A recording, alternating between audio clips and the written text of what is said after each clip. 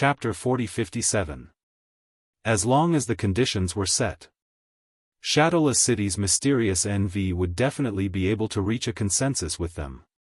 It would be much more convenient for them to make any transactions. Very quickly, some powerhouses asked in a probing manner, "I heard that Imperial Madam had died 3 days ago, is this news true? How did you all?" Wuxia's beautiful eyes widened as though she was extremely shocked as she subconsciously opened her mouth. The words were at the tip of her tongue when she seemed to have thought of something as she forced a smile. "Where did you hear this news from?" "Imperial Madam Shi, how could she possibly be dead?" Her expression, in addition to her words. That was an act of trying to cover up. Everyone's eyes flashed past a sliver of understanding as they continued asking, "Since Imperial Madam is fine, then why? Haven't we seen her for the past few days?" If I didn't guess wrongly. These few days, the people at the auction house seemed to be secretly searching for Imperial Madam. And the Overlord has also not been seen for the past few days. One must know that previously, Yiqing Luo was able to create new topics every day, making everyone discuss. But these 3 days, Yiqing Luo seemed to have suddenly disappeared. There was no news at all. Following that was today. The news of Yiqing Luo's death suddenly spread. This made the crowd doubt this rumor. The few powerhouses started another round of questioning. Wuxia's face turned pale from the questioning as her gaze kept shifting back and forth on the crowd, as though she was panicking. After some time, she pursed her red lips tightly. "I believe everyone is very clear that Imperial Madam doesn't like me. The Overlord had arranged for me to stay in the Qiao residence these few days and didn't ask Imperial Madam to find trouble with me, so. The questions you asked, I don't know." The more Wuxia said that, the more everyone felt that the news that they had heard was true. All of their gazes towards Wuxia had some changes. If Wuxia really became the next Imperial Madam, now was the time to hug Wuxia's thigh. Everyone's gazes met and Patriarch Qiao saw it all. His expression instantly sunk terrifyingly. "Heh, what a good don't know. Shadowless City's mysterious NV, you're in my Qiao residence, do you really think I don't know everything that you've done?" He sneered in anger. "You know better than anyone else how the news of Madame D's death got out and made everyone know about it." A dark light flashed across Wuxia's drooping eyes. The people from the various superpowers did not care about this at all. How did the news get out? It was not important.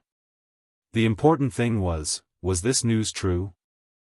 Naturally, they knew very well that as the Empyrean Lady of Shadowless City, Wuxia, who was related to the Overlord and had the potential to become the next Overlord's wife, how could she be a naive person?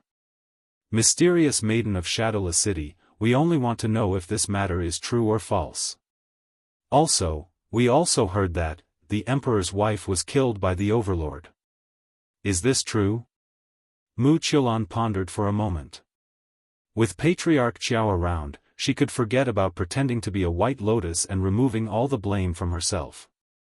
Originally they thought that by pretending not to know anything and luring everyone to believe that Yiqing Luo was really dead. At that time, even if Di Zun were to blame him, he would not be able to do so. She could still feign ignorance. He was also innocent, and he had been dragged into this inexplicably. Chapter 4058. Wuxia raised her head slightly, revealing her exquisite and beautiful face to the crowd. The expression on her face was no longer the flustered and stubborn expression of hiding the secret for Dmo Xian. Instead, her red lips curled into a proud smile. "Yes, I can confirm that the Imperial Madam is dead." She slowed down her tone and enunciated each word clearly. Every word was like a clap of thunder, striking the hearts of the crowd. "Nonsense." Tang Beiyuan's eyes reddened as she berated him. Wuxia glanced at her, her smile widening. "I was there at the scene, and I saw the Imperial Madam breathe her last with my own eyes." She paused, then smiled maliciously. You don't know how desperate Madame D was at that time. Unfortunately, she didn't even have the chance to struggle. She died, just like that. Mu Qiulan. Tang Beiyuan gritted her teeth. Her eyes were filled with anger as she spat out Mu Qiulan's name. She clenched her fists tightly, as if she was going to charge at Mu Qiulan in the next second. However, Langley Xian was the first to grab her arm and pull her into his embrace. If this was any other time, Tang Beiyuan would definitely blush and her heart would palpitate. She would be so mesmerized that she would forget all her unhappiness and worries and be filled with hope for their relationship once again. But, at this moment, Tang Beiyuan felt cold all over. It was a bone-chilling coldness. She was angry. He was angry because of Yiqing Luo. It was not just loyalty to the matriarch. It was also because he cared about Yiqing Luo as a friend. However, Langley Xian did not understand her. Clearly, he had believed Mu Qiulan's words. He really felt that there was a special relationship between Mu Qiulan and Lord Dizun. Therefore, as Dizun's most loyal secret guard, Dizun had no choice but to obey. He would protect Dizun unconditionally. No matter how much she hated Mu Qiulan. No matter how angry or frustrated she was. None of them could resist a single order from His Majesty. She probably didn't exist in his heart.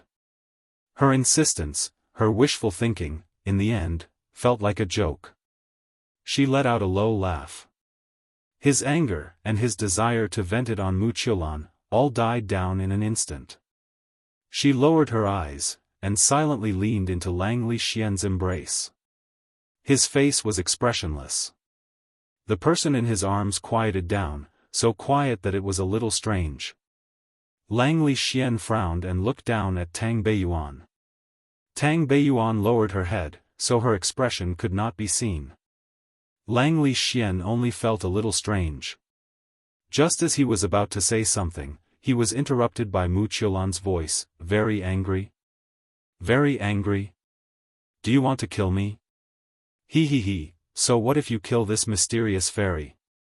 You still can't hide the truth, can you? Mu Qiulan's eyes were filled with a smug and flamboyant smile. He seemed to have seen through the relationship between Tang Beiyuan and Langley Xian.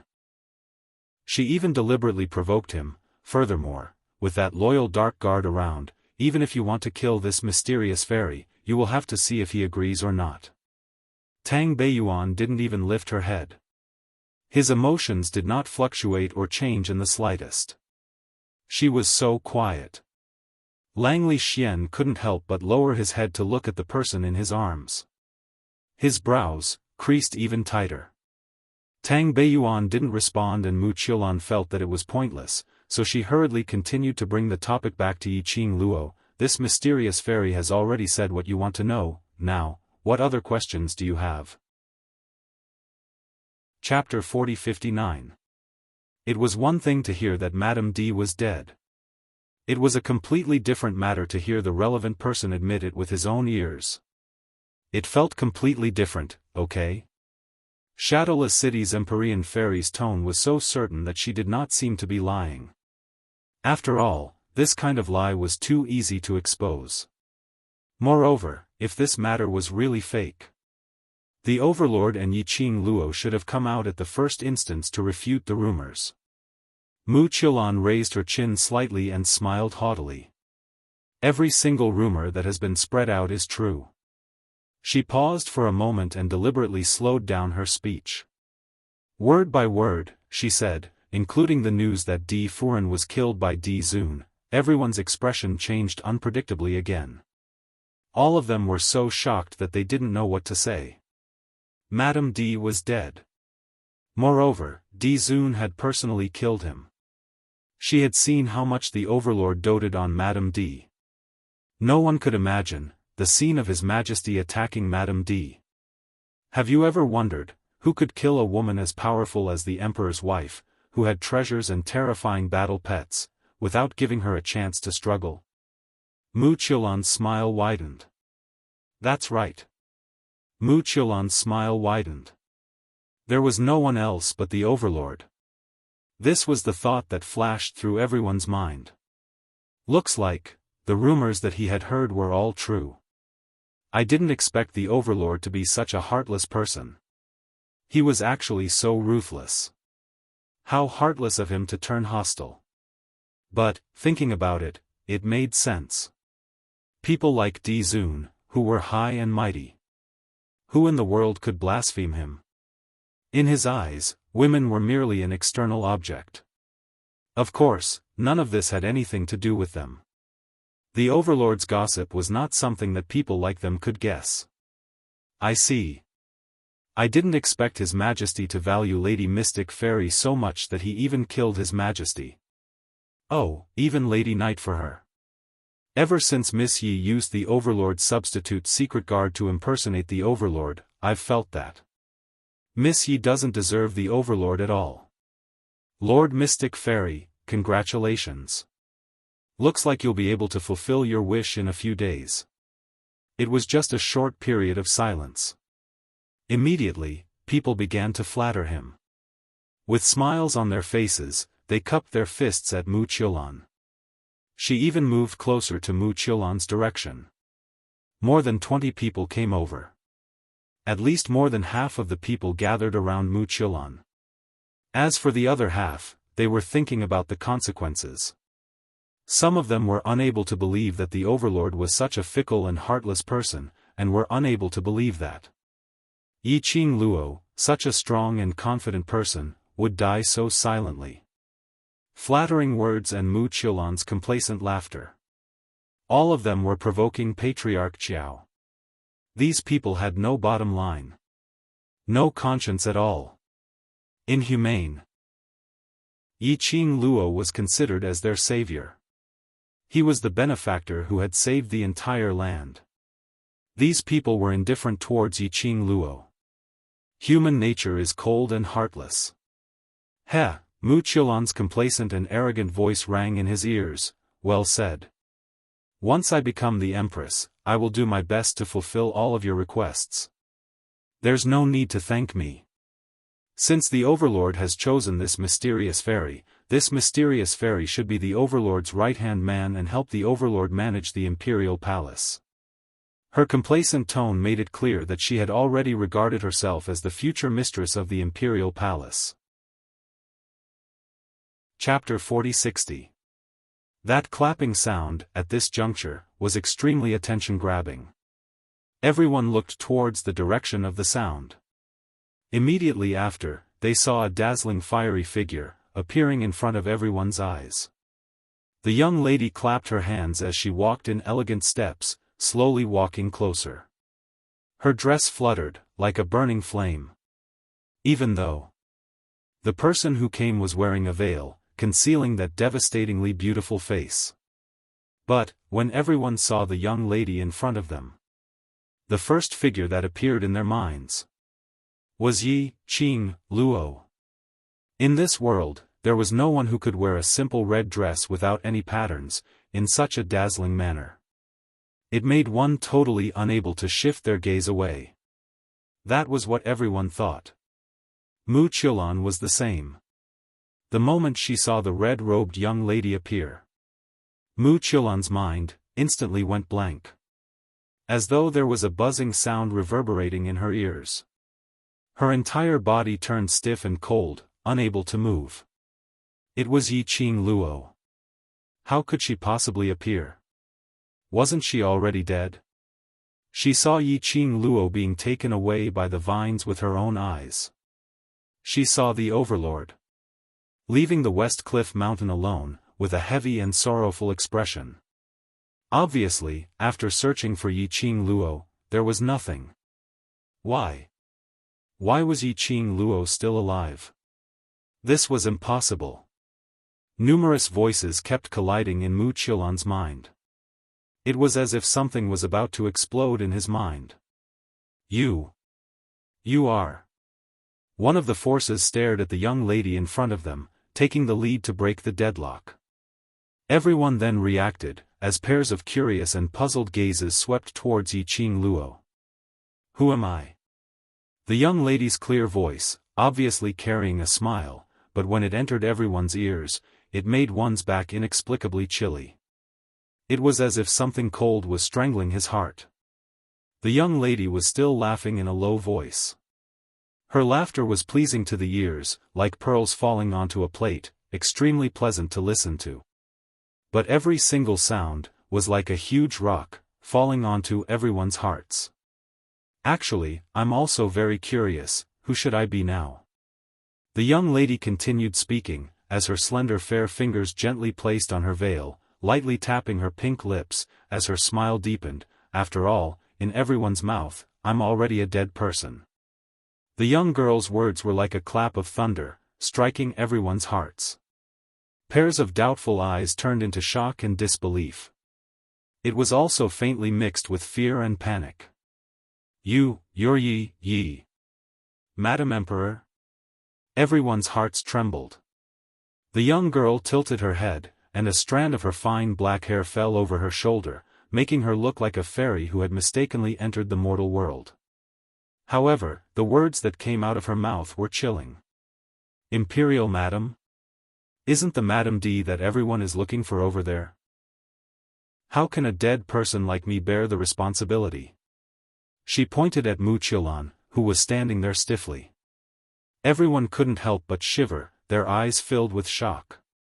This was absolutely Yi Qing Luo herself.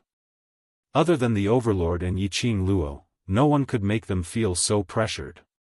Those people from the forces who had flattered Wuxia just now felt a chill run down their spines, and their bodies began to tremble. What they just said, apparently it had been transmitted to Yi Qing Luo's ears. Oh no! They shouldn't have listened to Wuxia's one-sided words just now. This time round, he had completely offended Yi Qing Luo. Chapter 4061. You, stop trying to mystify us here. The young ladies beside Wuxia heaved a sigh of relief as they pointed at the young lady and reprimanded her. Just a second ago, they were still enjoying everyone's fawning. The next second, they had become like a plague, an existence which they couldn't avoid. Mysterious Fairy had said that Yi Qing Luo, that slut, was already dead. She was killed by the Overlord personally. The person in front of them was absolutely not Yi Qing Luo.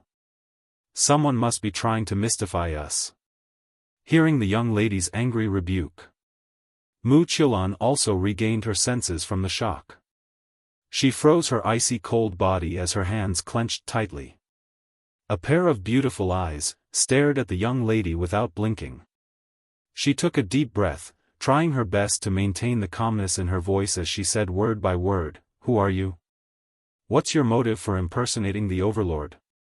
She is definitely not Yi, not Overlord. Even the Overlord can be impersonated, not to mention the Overlord. Someone must have found out about the news of the Overlord's death and intentionally came to impersonate the Overlord." The young ladies beside her immediately echoed in agreement. But the crowd didn't make a sound. Most of them hoped that what Wuxia and the others said was true, if the person in front of them was impersonating the Overlord. Their earlier act of hugging her thigh could still be saved. But logic and intuition told them clearly. The red-robed young lady in front of them wasn't fake. A light laugh was heard from under the veil. The young lady's brows rose as her long and narrow eyes outlined a seductive arc, unparalleled, peerless elegance. Every action, every smile, every frown, were endlessly enchanting. Her footsteps moved slightly, step by step, as she walked towards Wuxia. The surrounding people swiftly moved aside, opening up a pathway. Seeing the young lady getting closer to her, Wuxia's entire body turned stiff, totally unable to move. The muscles on her entire body were so taut as though they were about to explode. Her eyes were filled with a terrified expression. What are you trying to do? You dare to make a move on me, the Overlord will not let you off. Wuxia's voice was trembling. Yi Qing Luo's lips curled lightly, just this bit of guts and you dare to fabricate nonsense, playing with people's hearts? What nonsense? Everything I've said is true. You impostor! What intentions do you have by pretending to be the imperial madam? Even now, Mu Qiulan still persisted in her dream. Yiqing Luo got closer to Mu Qiulan and shocked her so much that she staggered a few steps backwards. His body was stiff and taut due to nervousness. This large movement made her unable to stand steadily, and she fell to the ground. A few young ladies immediately screamed and helped her up. Yiqing Luo squinted at her contemptuously as her eyes were filled with ridicule, then. What does mysterious maiden think? Do I feel at ease? Mu Qiulan swallowed a mouthful of saliva. The fear and panic in her eyes were obvious. Whatever mysterious maiden has to say, just go ahead and say it, I'm listening. Yiqing Luo smiled lightly. Mu Qiulan's face was pale. Under the gaze of the pair of eyes that seemed to be able to see through one's heart, she suddenly let out a shrill scream. She hugged her head, squatted down on the ground, and began to wail loudly. Clearly, his psychological defense had been completely destroyed.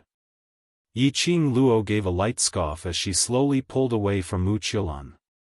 Whereas at this moment, Tang Beiyuan, who was nestled in Langley Xian's arms, hung her head unmoving as she stared blankly at that red figure, as her eyes were filled with faint joy.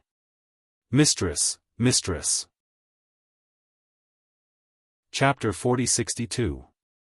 Yiqing Luo turned to Tang Beiyuan smilingly as she stretched out both her hands. Yuan, it's me. Tang Beiyuan's red lips pursed tightly as her eyes overflowed with joy. She immediately jogged over and pounced towards Yiqing Luo. But before she could get close to Yiqing Luo, her arm was grabbed by someone once again.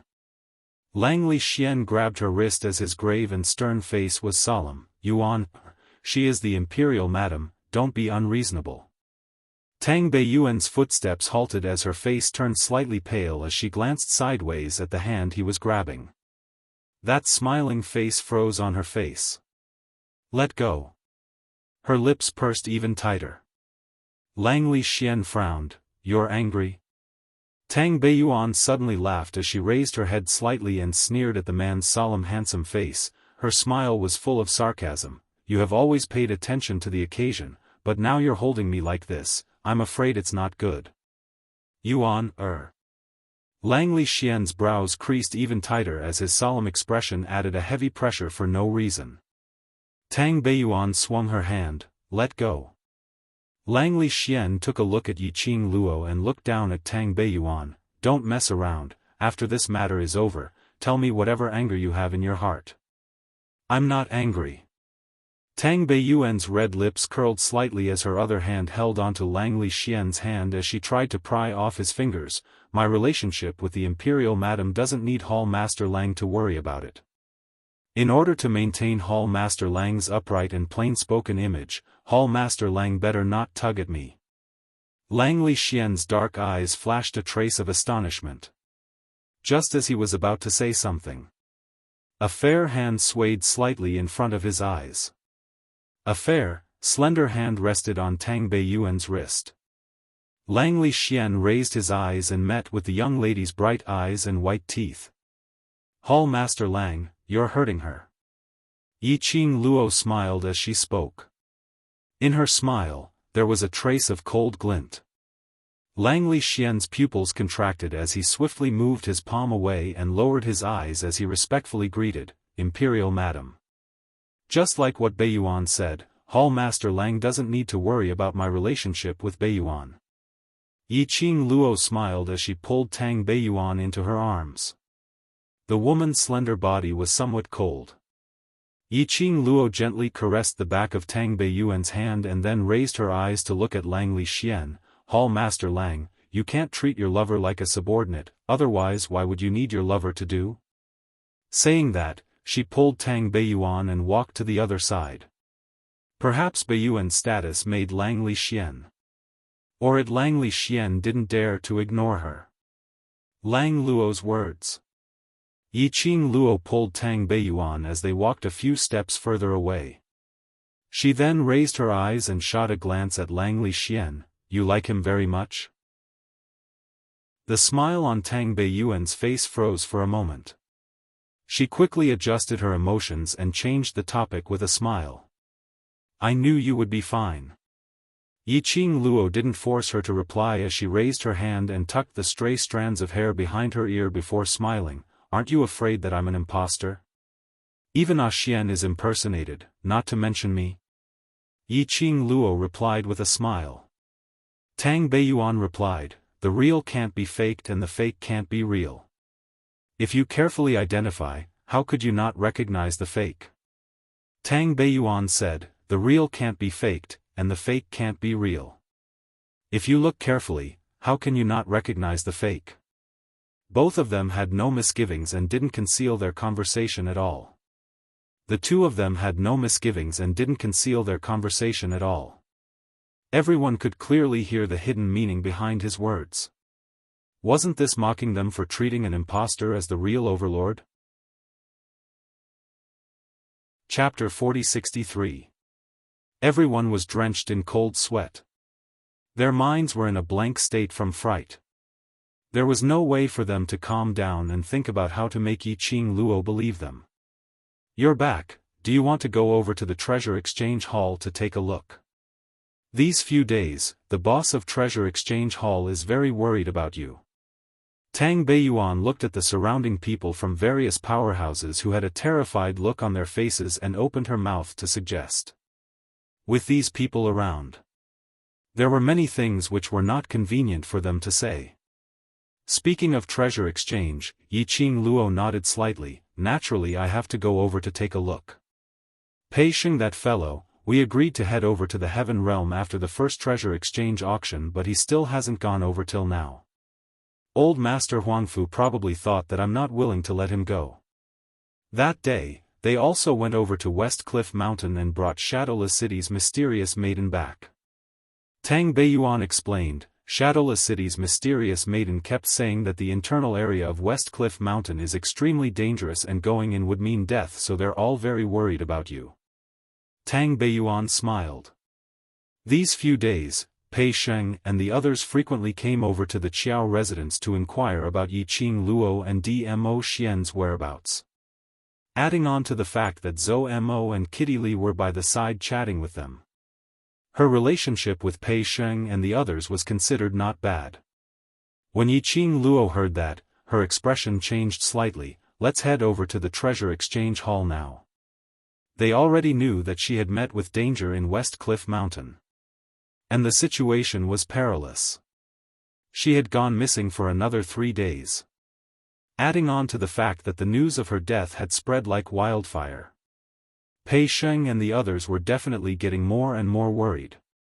Yiqing Luo took a look at Mu Qiulan, who was hugging her head as she squatted on the ground, totally disregarding her. She raised her eyes and looked at Qiao family's patriarch. I'll have to trouble Qiao family's patriarch to put in some effort over here. I'll head over to the Treasure Exchange Hall to report that I'm safe. After reminding her, she pulled Tang Beiyuan and was about to leave. Those people from various powerhouses who were crowding around immediately panicked.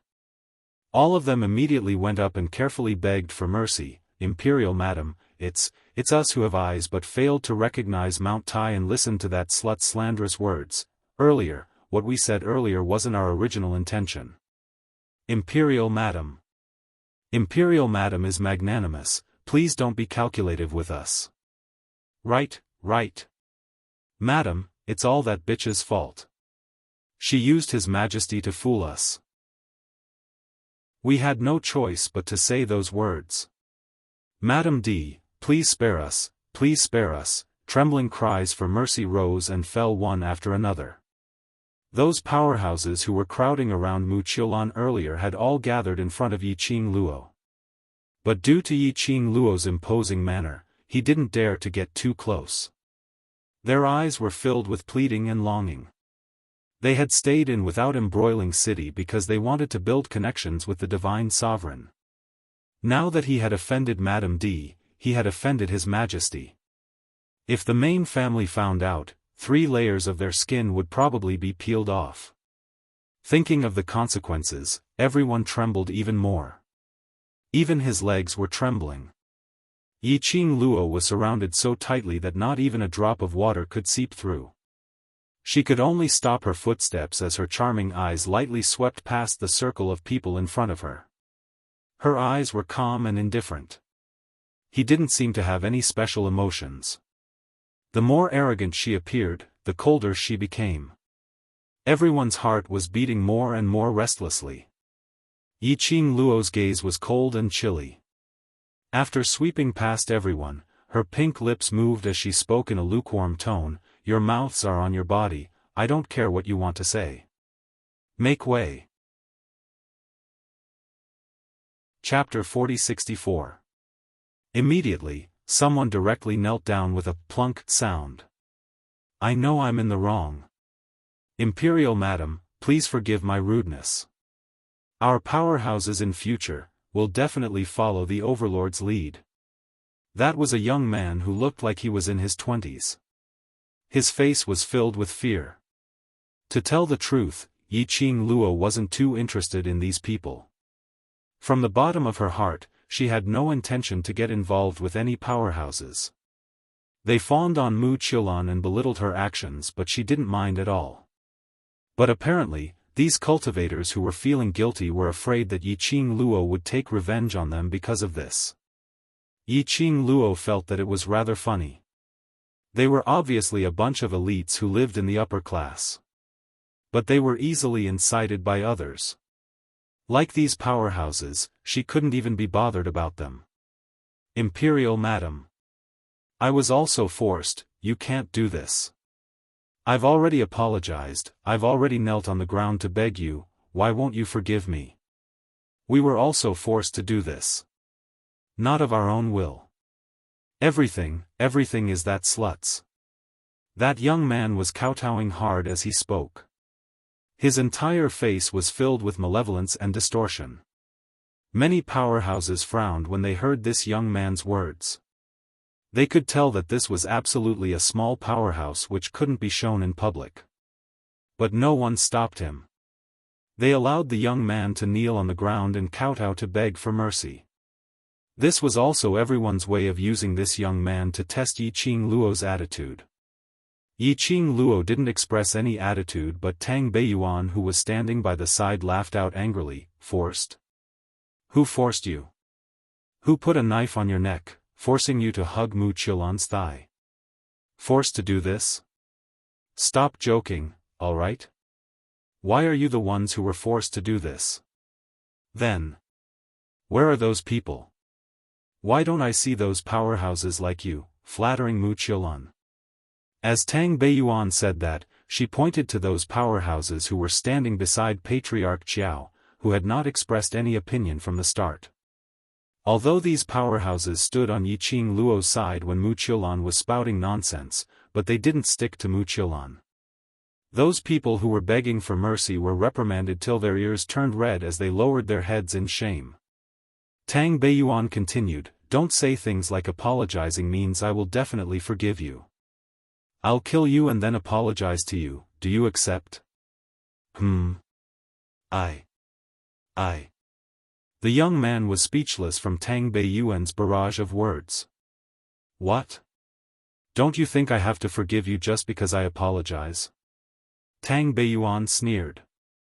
The young man blushed and did not answer. Yi Qing Luo grabbed Tang Beiyuan's arm and said calmly, "Forget it, there's no need to waste time on him. Let's go gather the treasures." Tang Beiyuan glanced coldly at the young man and didn't say a word as she walked forward with Yi Qing Luo. Tang Beiyuan retorted. The people from the surrounding forces couldn't help but make way for them. No one dared to speak again. The young man who was kneeling on the ground slowly raised his head, looking at the two silhouettes that were leaving. Tang Beiyuan's sarcastic words rang in his ears. The young man's twisted and hideous face became even more terrifying. His eyes were filled with crazed killing intent. Chapter 4065.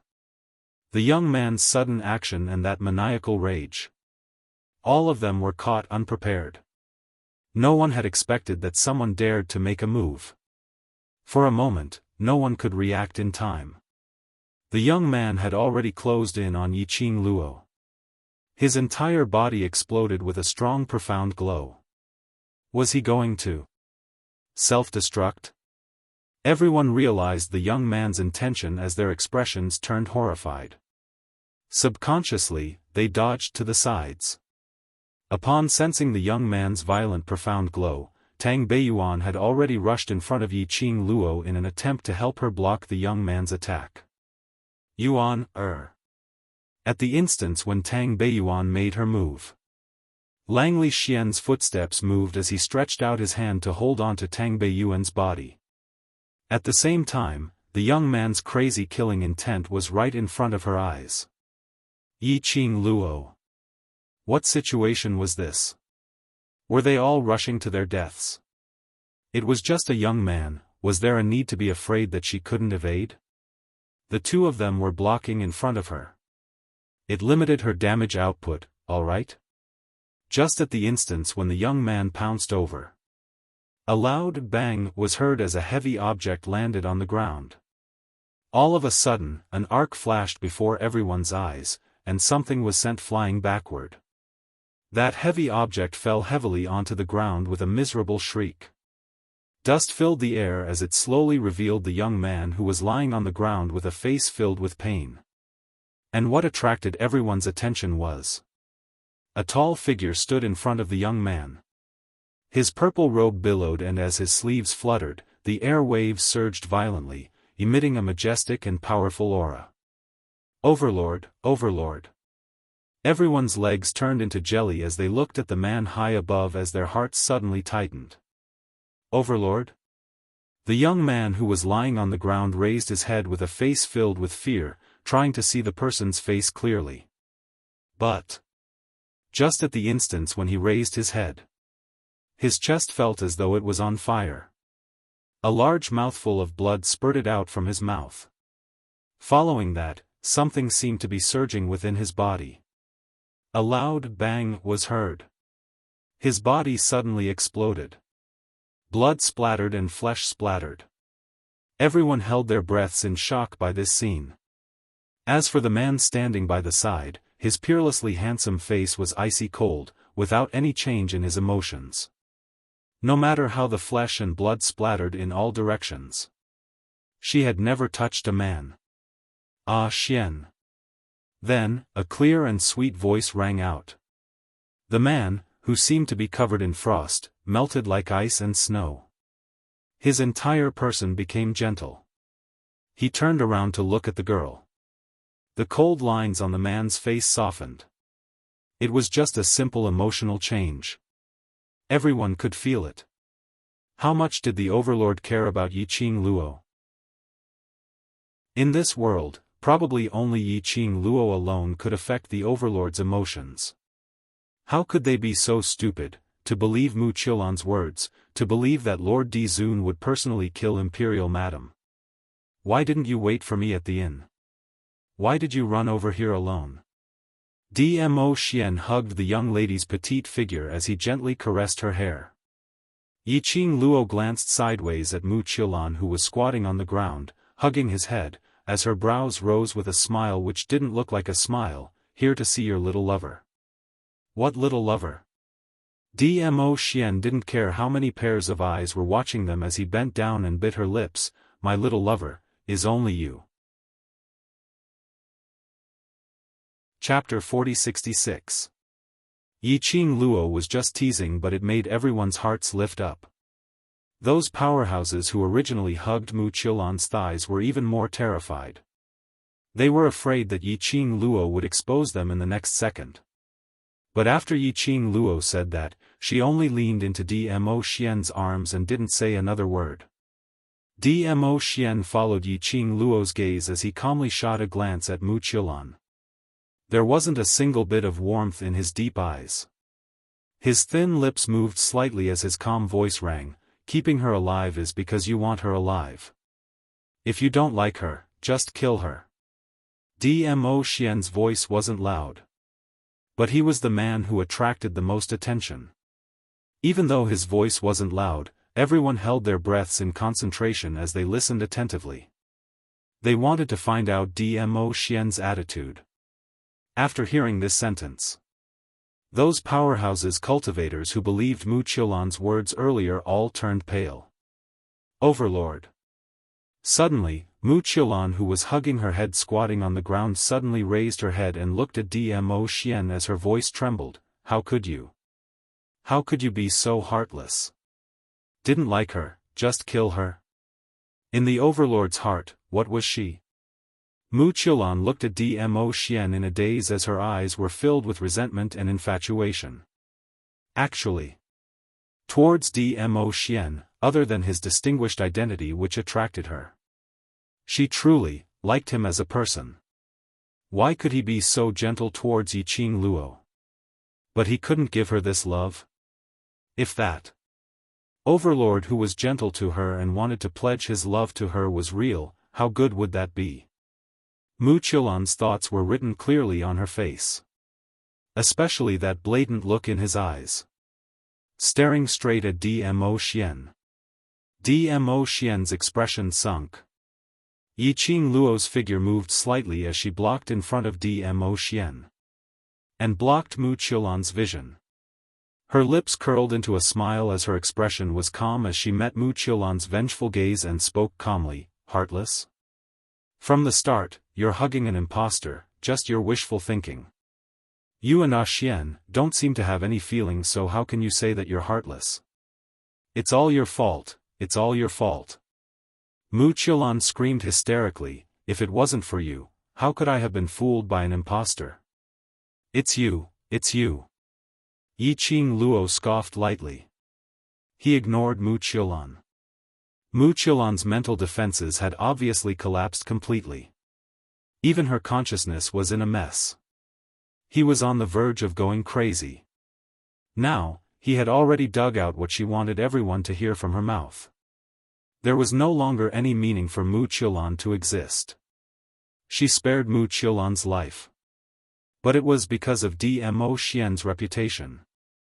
Now, Mu Qiulan had personally admitted that the Lord Overlord who was with her was an imposter. That was enough.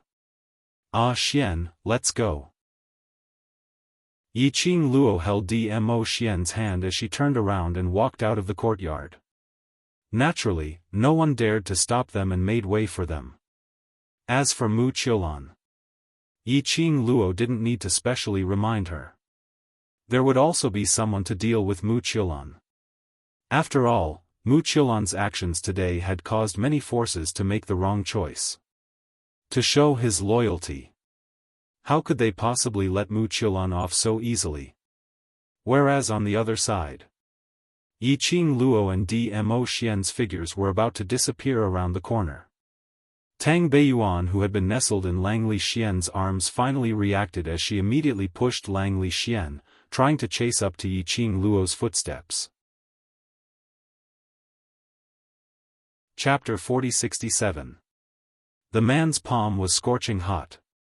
Tang Beiyuan looked sideways at him. Langli Xian's face was cold and stern. He said in a deep voice, "Since the Overlord has come, there is no need to follow." Tang Beiyuan pursed her lips and looked up at Langli Xian. "Oh, then can you let go?" Listening to the woman's cold voice, Langli Xian frowned in discomfort. "Yuan, He called out Tang Beiyuan's name, but he didn't know what to say. There was a moment of silence. Tang Beiyuan didn't wait for the man to continue.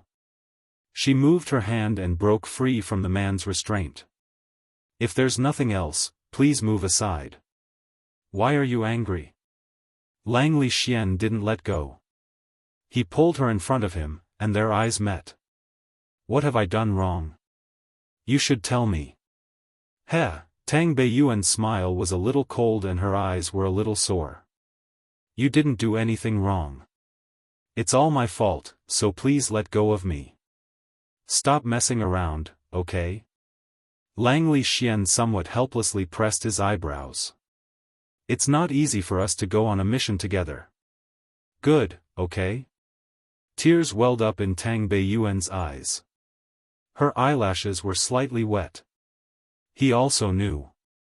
Wasn't it rare for them to be on a mission together? He also knew that they could only be together for a long time when they were on a mission together. He actually knew everything. Tang Beiyuan closed her eyes and said weakly, "I don't want to mess around. I'm really tired. Let go of me. I want to go back to my room and rest." "All right." Langley Xian didn't hesitate and responded in a calm voice. As he spoke, he loosened his grip. The moment the scorching hot hand left his wrist, Tang Beiyuan's heart felt as if it had been pierced by a needle. The pain was unbearable. She clenched her fists and suppressed the surging emotions in her heart. He was about to turn around and leave. The next moment, her body felt light. She had already fallen into a broad embrace. She was startled and her body stiffened. Above her head, the man's deep and solemn voice floated down. "If you're tired, lie in my arms and rest for a while. I'll send you back to your room." Langley Xian carried her and walked step by step towards Tang Beiyuan's room. His steps were steady. Tang Beiyuan didn't feel uncomfortable at all when she was nestled in his arms. Her eyelashes fluttered. He looked up at Langley Xian's chin. He stared for a long time. Finally, she closed her eyes and buried her head in his chest. Treasures Exchange Hall. Yiqing Luo and Dmo Xian had just arrived. He saw Pei Sheng and the others rushing out of the treasure-gathering hall. Lao Lai was still shouting from behind, "Close the door of the treasure-gathering hall first." However, no one paid attention to old Lai. The group of people rushed forward impatiently with anxious expressions. Even when it swept past Yiqing Luo and Dmo Xian, they didn't notice it at all. Instead it was the expressionless Gue Wu who was following behind Pei Sheng. His eyes moved slightly as his gaze swept past Yiqing Luo and stopped in his tracks. "Sister." Kitty Li caught a whiff of Yiqing Luo's scent, and on seeing the young lady standing not too far away, she was looking at her with a light smile. His entire body almost flew over and rushed into Yiqing Luo's arms. The kitten's eyes were wet with tears. Her hands hugged Yiqing Luo tightly as her voice trembled, "Sister, you're finally back. You're finally back. I thought, you really didn't want me anymore." Chapter 4068. Because of Kitty Li's cry, the two people who were still rushing ahead stopped in their tracks. Pei Sheng turned back and saw the young lady who was tightly hugged by Kitty Li. A look of joy appeared in his eyes. He rushed over and stood in front of Yiqing Luo, looking her up and down with excitement. "Ah, Luo, you're all right, you're back." Yiqing Luo smiled and nodded, "Yes, I'm fine, I'm back." Where have you been these few days? Why couldn't Kitty Li sense your presence?" Pei Sheng was so excited that he wanted to hug Yiqing Luo. But a cold gaze swept past him. His movements suddenly froze. That action of wanting to hug or not, froze on the spot. Very funny. Everyone couldn't help but burst out laughing. Yiqing Luo took the initiative to lean over and gave him a gentle hug. The action was very fast and not considered close. But when Yiqing Luo had just pulled away from Pei Sheng, with one hand, he scooped her up and pressed her into his embrace. A somewhat cold gaze fell on her. Yiqing Luo smiled, circled his neck and directly kissed his face. "Be good." After a perfunctory stroke, Yiqing Luo looked at Pei Sheng. "I met with some accidents in the Western Cliff Mountain. Xian accompanied me to recuperate these few days. Today I've recovered, so I came over to look for you." "Accidents? Then have you recovered?" Gu Zishi looked at Yiqing Luo worriedly. "I can take a look for you." "I'm fine, really fine, don't worry. Xian is taking care of me, don't worry." Yiqing Luo shook her head. Gue Wu, who had been silent, stared at Yiqing Luo. A trace of admiration flashed past his dark eyes. This time the accident in the Western Cliff Mountain, on the contrary, made you advance to the next level. Yiqing Luo was slightly stunned, her heart was slightly surprised. She didn't expect Gui Wu to be able to see the change in her aura. Gui Wu's strength, how strong was he exactly? Advanced to the next level? Ah Luo advanced again? What accident did you meet in the Western Cliff Mountain? Pei Sheng asked in surprise. It's very dangerous over there. If it weren't for Ah Xian, I might have died there, let alone leveling up. So, don't even think about taking the risk. Yiqing Luo's warning destroyed Pei Sheng's thoughts as she changed the topic with a smile. How long has it been? Why haven't you gone to the Heaven Realm? Later, old Master Huangfu will say that I'm not willing to let him go again. Pei Sheng scratched his head. I'm just worried about you. So many things have happened, how can I go to the Heaven Realm with peace of mind? Now that I'm fine, you guys should get ready. Yiqing Luo walked towards the direction of the treasure-gathering exchange as she said, Go to your maternal grandfather in peace, don't worry about me. Pei Sheng glanced at Gu Zishi. The excitement and joy on her face were gone. He lowered his head, and a dark golden flowing light faintly appeared. I want to stay in the land for a period of time. After that, I will go to the Huangfu family. For me? Yiqing Luo saw through Pei Sheng's plan and couldn't help but laughed. What do you think will happen to me? Over at Mu Qilan's side, she can't stir up any waves. Moreover, everyone is here, so you don't need to worry. Pei Sheng pursed his lips tightly. He had been thinking for a very, very long time during the few days when Yiqing Luo disappeared. It was Yiqing Luo's arrival that changed his fate. It was Yiqing Luo who made him stand up again and pull himself together. Chapter 4069. He was now able to protect the treasure's exchange hall and live such a comfortable life. Everything was because of Yiqing Luo.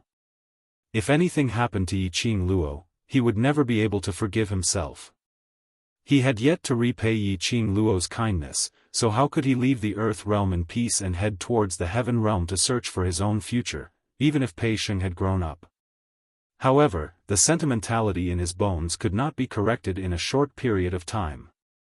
Yiqing Luo could tell what Pei Sheng was thinking about with just one look. After Earth Realm's matters are settled, I will head over to Heaven Realm.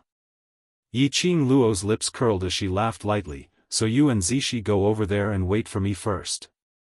Pei Sheng's expression froze. He wanted to say something else.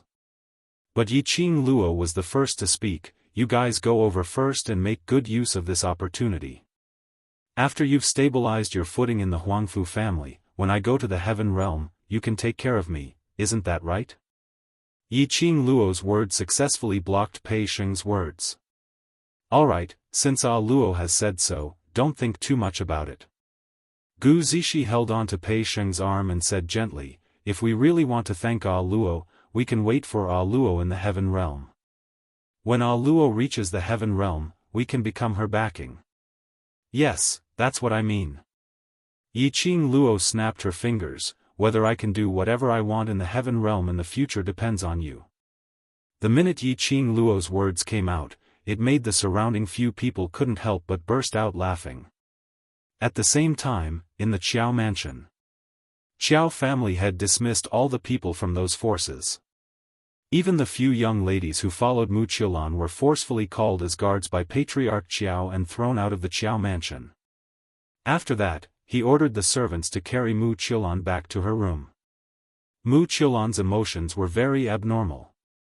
He kept hugging his head, screaming and struggling. After all, she was the Empyrean fairy of Shadowless City. When she went berserk, the servants of Qiao Manor were unable to get close to Mu Qilan at all. Instead, they were severely wounded. In the end, it was Langley Xian who came forward and directly struck Mu Qilan with his palm. This palm strike did not knock Mu Qilan out, but she had lost her strength and collapsed to the ground. Langley Xian's stern face revealed a trace of astonishment. He was surprised that his palm strike had failed to knock Mu Qilan unconscious. However, he did not think too much about it. He lifted Mu Qiulan up as if she was a piece of trash and threw her into her room. A hard lock locked the door tightly. Lang Li Xian raised his hand. His palm was enveloped in a layer of dark force. That layer of profound energy followed Lang Li Xian's hand, and slowly fell onto the lock.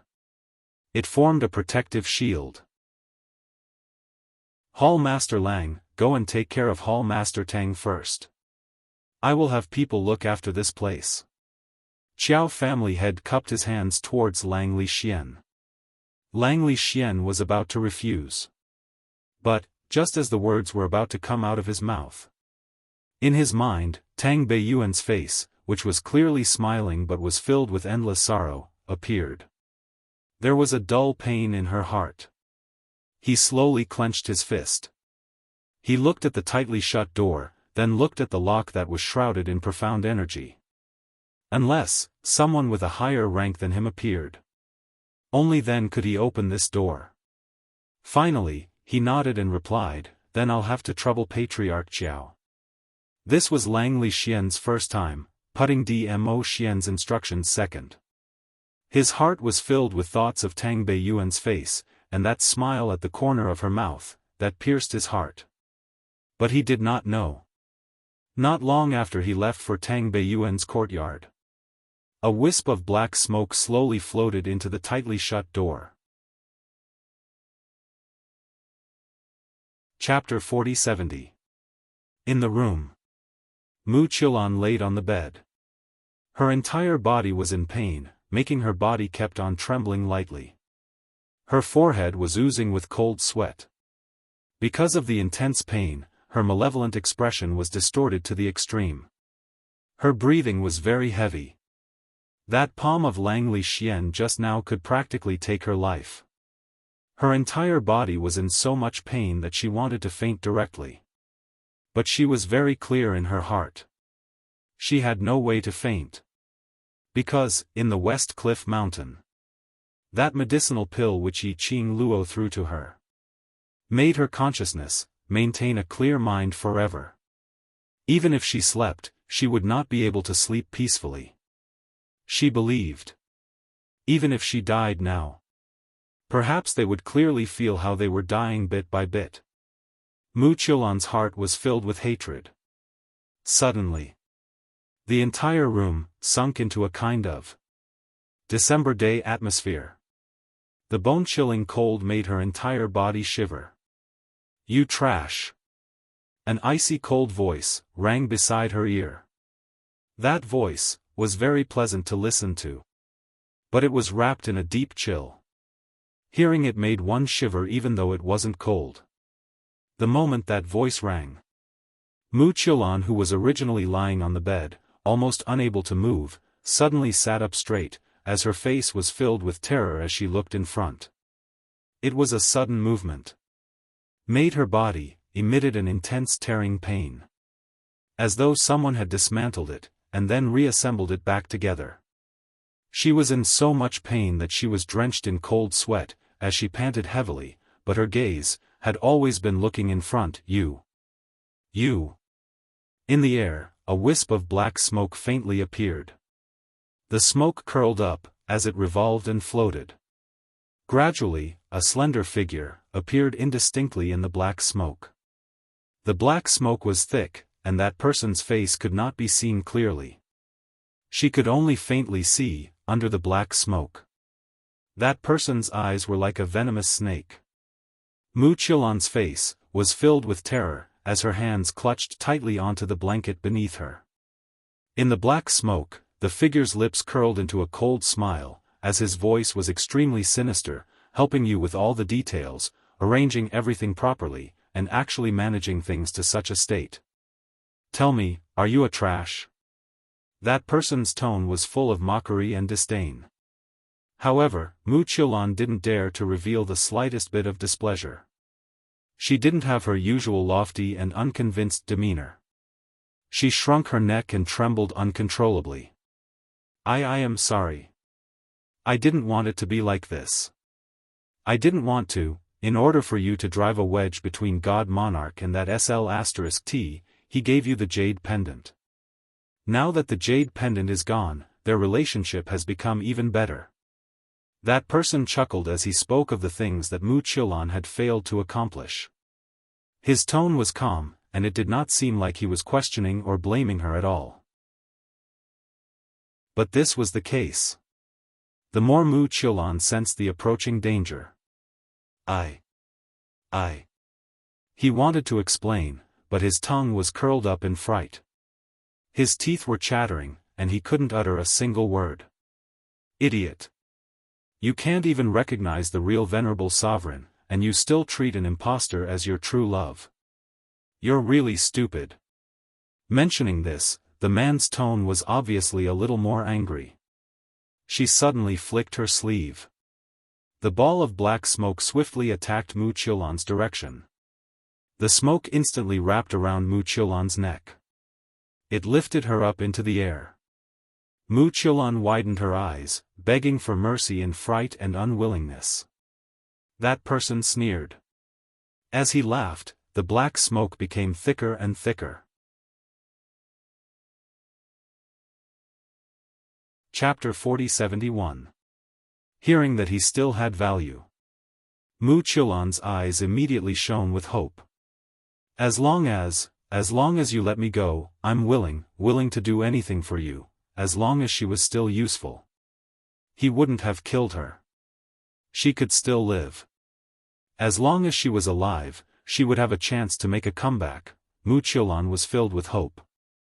However, in front of him, shrouded in the black fog, he could vaguely see the corner of that person's lips curled up and that pair of sinister and mocking eyes. She realized something. But he didn't dare to think too deeply about it. In the next instant, that person had already approached with a sinister grin. It was accompanied by a gust of chilly air. "You're a mysterious fairy after all. I believe that your death and Xiao Yulu's death will be enough for the palace of Ling Long to step in. So, go to hell," the man smiled sinisterly. The dark mist shrouding Mu Qiulan tightened bit by bit. Mu Qiulan widened her eyes in terror, shaking her head desperately. But how could she have the strength to resist? How could he resist? His pupils dilated and his breathing stopped. Mu Qiulan could vaguely see a face slowly revealing itself amidst the thick fog. It was a face that was exquisitely beautiful and extremely young. However, when that face grinned at her, his facial features were stiff and unnatural. Treasures Exchange Hall. Under Yiqing Luo's persuasion, Pei Sheng dismissed the idea of staying in the Earth domain.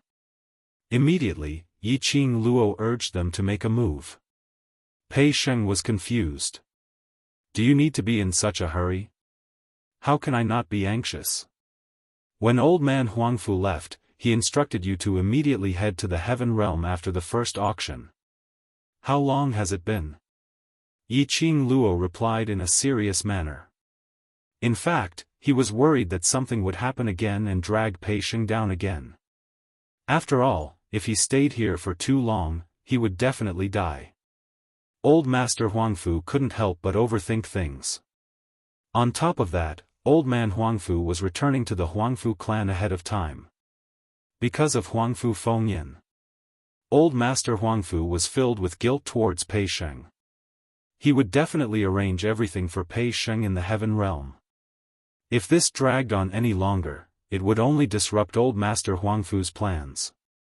Before old man Huangfu left, he gave Pei Sheng a jade pendant. That jade pendant wasn't just a token of the Huangfu clan. It was also to open the passage to the Heaven Realm for Pei Sheng and Gu Zishi. Of course, this was his only chance. Clutching the jade pendant in his hand, Pei Sheng looked at Yiqing Luo without blinking as he spoke seriously. "I will definitely stand firm in the Heaven Realm. Zishi and I will wait for you in the Heavenly Realm." Yiqing Luo nodded. "I believe you can do it. I hope by then, I can see your growth." He gave a few more instructions. Yiqing Luo sent Pei Sheng and Gu Zishi to the Heaven Realm's passageway. The two figures disappeared along with the passage. Yiqing Luo then retracted her gaze. She stretched her waist lazily and leaned into Dmo Xian's arms. Another 2 people are missing. We need to hurry, we also need to head to the Heaven Realm. As she spoke, she threw a bunch of keys in her hand to Lao Lai. Old Lai subconsciously caught the key and looked at Yiqing Luo in puzzlement. Ah, Sheng and Zishi have left, I'll leave the treasure gathering to you. Yiqing Luo said it lightly. Old Lai immediately threw the keys in his hand to Gue Wu. I don't know anything and I'm going back to the Hell Palace. What's the use of this treasure-gathering trading hall? He was a man from the Hell Palace. Chapter 4072. Are you silly? Yiqing Luo rolled her eyes at him. If I were to hand over all the treasures to you, I wouldn't be at ease. Gue Wu glanced at the key that was thrown at him, and dodged to the side. The key was about to fall to the ground. Lao Lai had no choice but to catch the key and hold it in his hand. Then what do you mean? With Treasure Gathering's current reputation, it's not worth it to close the shop.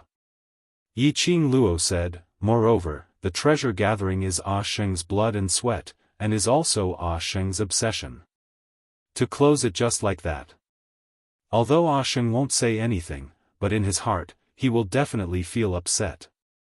She paused for a moment, and then continued, that's why I'm saying, this gathering of treasures, for the sake of camaraderie and profit, can continue to operate. You definitely won't stay in the land for long. Who will care about the treasures that you leave behind? Lao Lai asked. Yiqing Luo replied, isn't there still Qiao family? Qiao family? Let the Qiao family manage it. Wasn't this the same as giving the treasure exchange hall to the Qiao family? The key will belong to your underworld palace while the treasure-gathering trading house will be managed by the Qiao family. Every month the underworld palace will split the profits, isn't that enough? Yiqing Luo raised her brows as she looked at old Lai. Lao Lai's eyes widened. In other words, the Hell Palace and the Qiao family will work together? Under the situation of mutual restriction. Indeed, neither side dared to have any evil thoughts. Yiqing Luo's lips curled upwards as she smiled at old Lai, don't tell me. Hell Palace doesn't want to earn some extra crystals? Old Lai, all right, he thought. Although the underworld palace did not lack crystal stones. If they didn't have any spar, they could still go outside to fight for them. However, this share was the crystals that he had earned himself. What if he couldn't get it outside? He could still snatch his spar. Then it's decided happily. I'll discuss with Patriarch Qiao later. Yiqing Luo clapped her hands as she made the final decision. Lao Lai had no objection at all. He happily put away the key. Gue Wu shot a glance at Yiqing Luo. When do you plan to go to the heavenly realm? In the near future.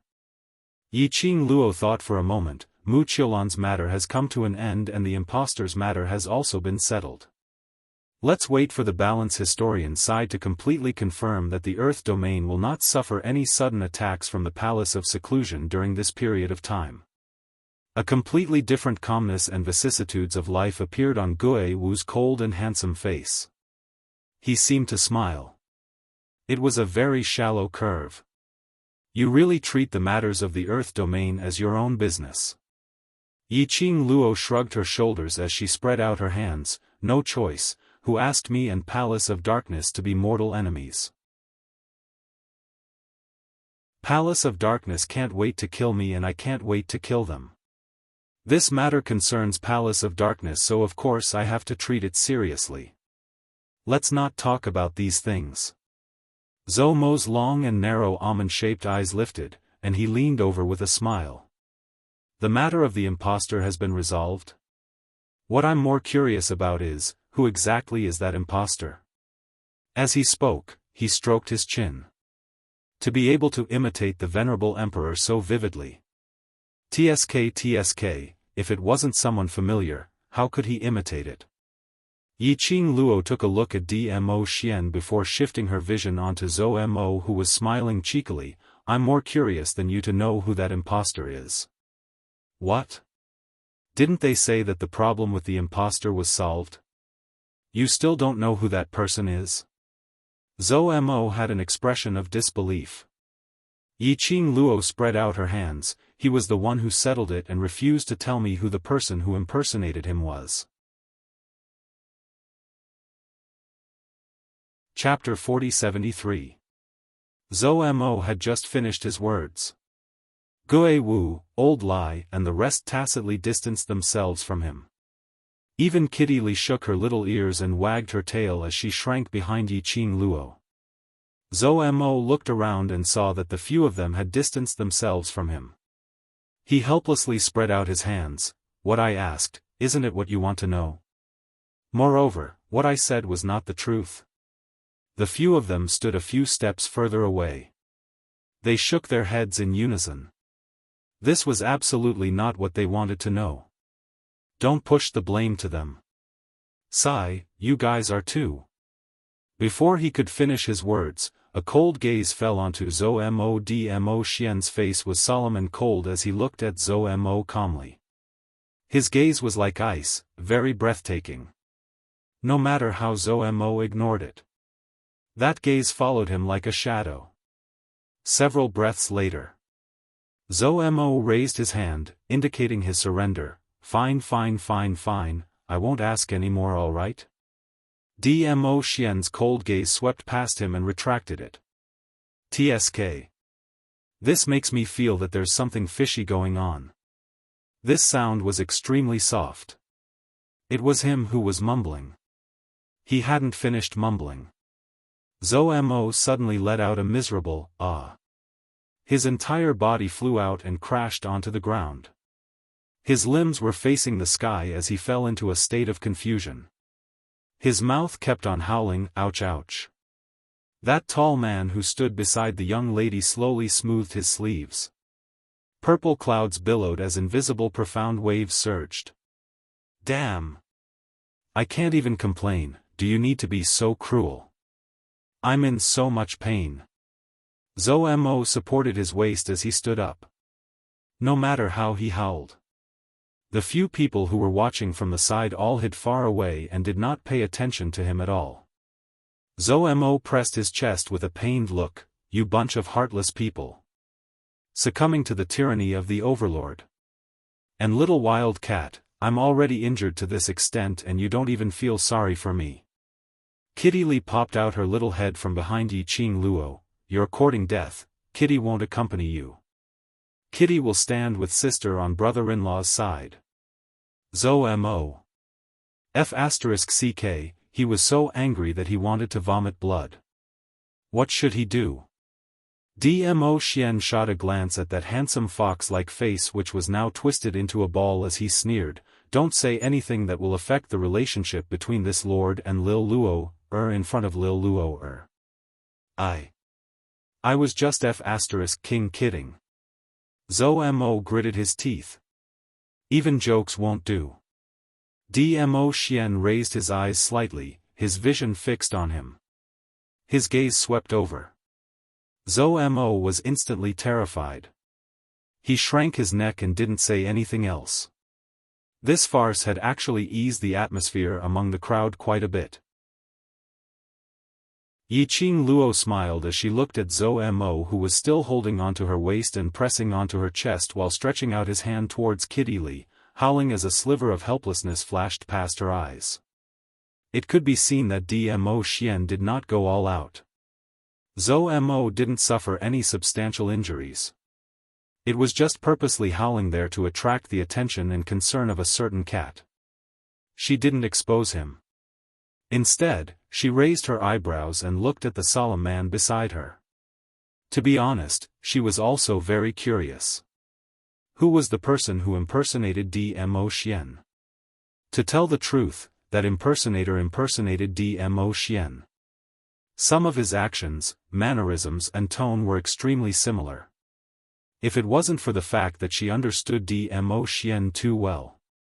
Between her and Dmo Xian, there was a kind of unknown connection. Chapter 4074. But Dmo Xian didn't seem to want her to know who the other party was. Yiqing Luo raised her eyebrows. Could it be that Zhou Mo's big mouth was right? What kind of unspeakable relationship did the impostor have with him? This thought had just surfaced in his mind. Her body was suddenly pulled by someone and she fell into the man's broad embrace. Her chin was clasped by the man's slender fingers. She lifted it up forcefully and locked eyes with him. His eyes, as deep as ink, seemed to gather in the vast rain.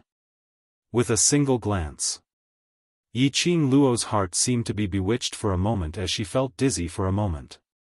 This was a man's face. She really couldn't get tired of it, for the rest of her life.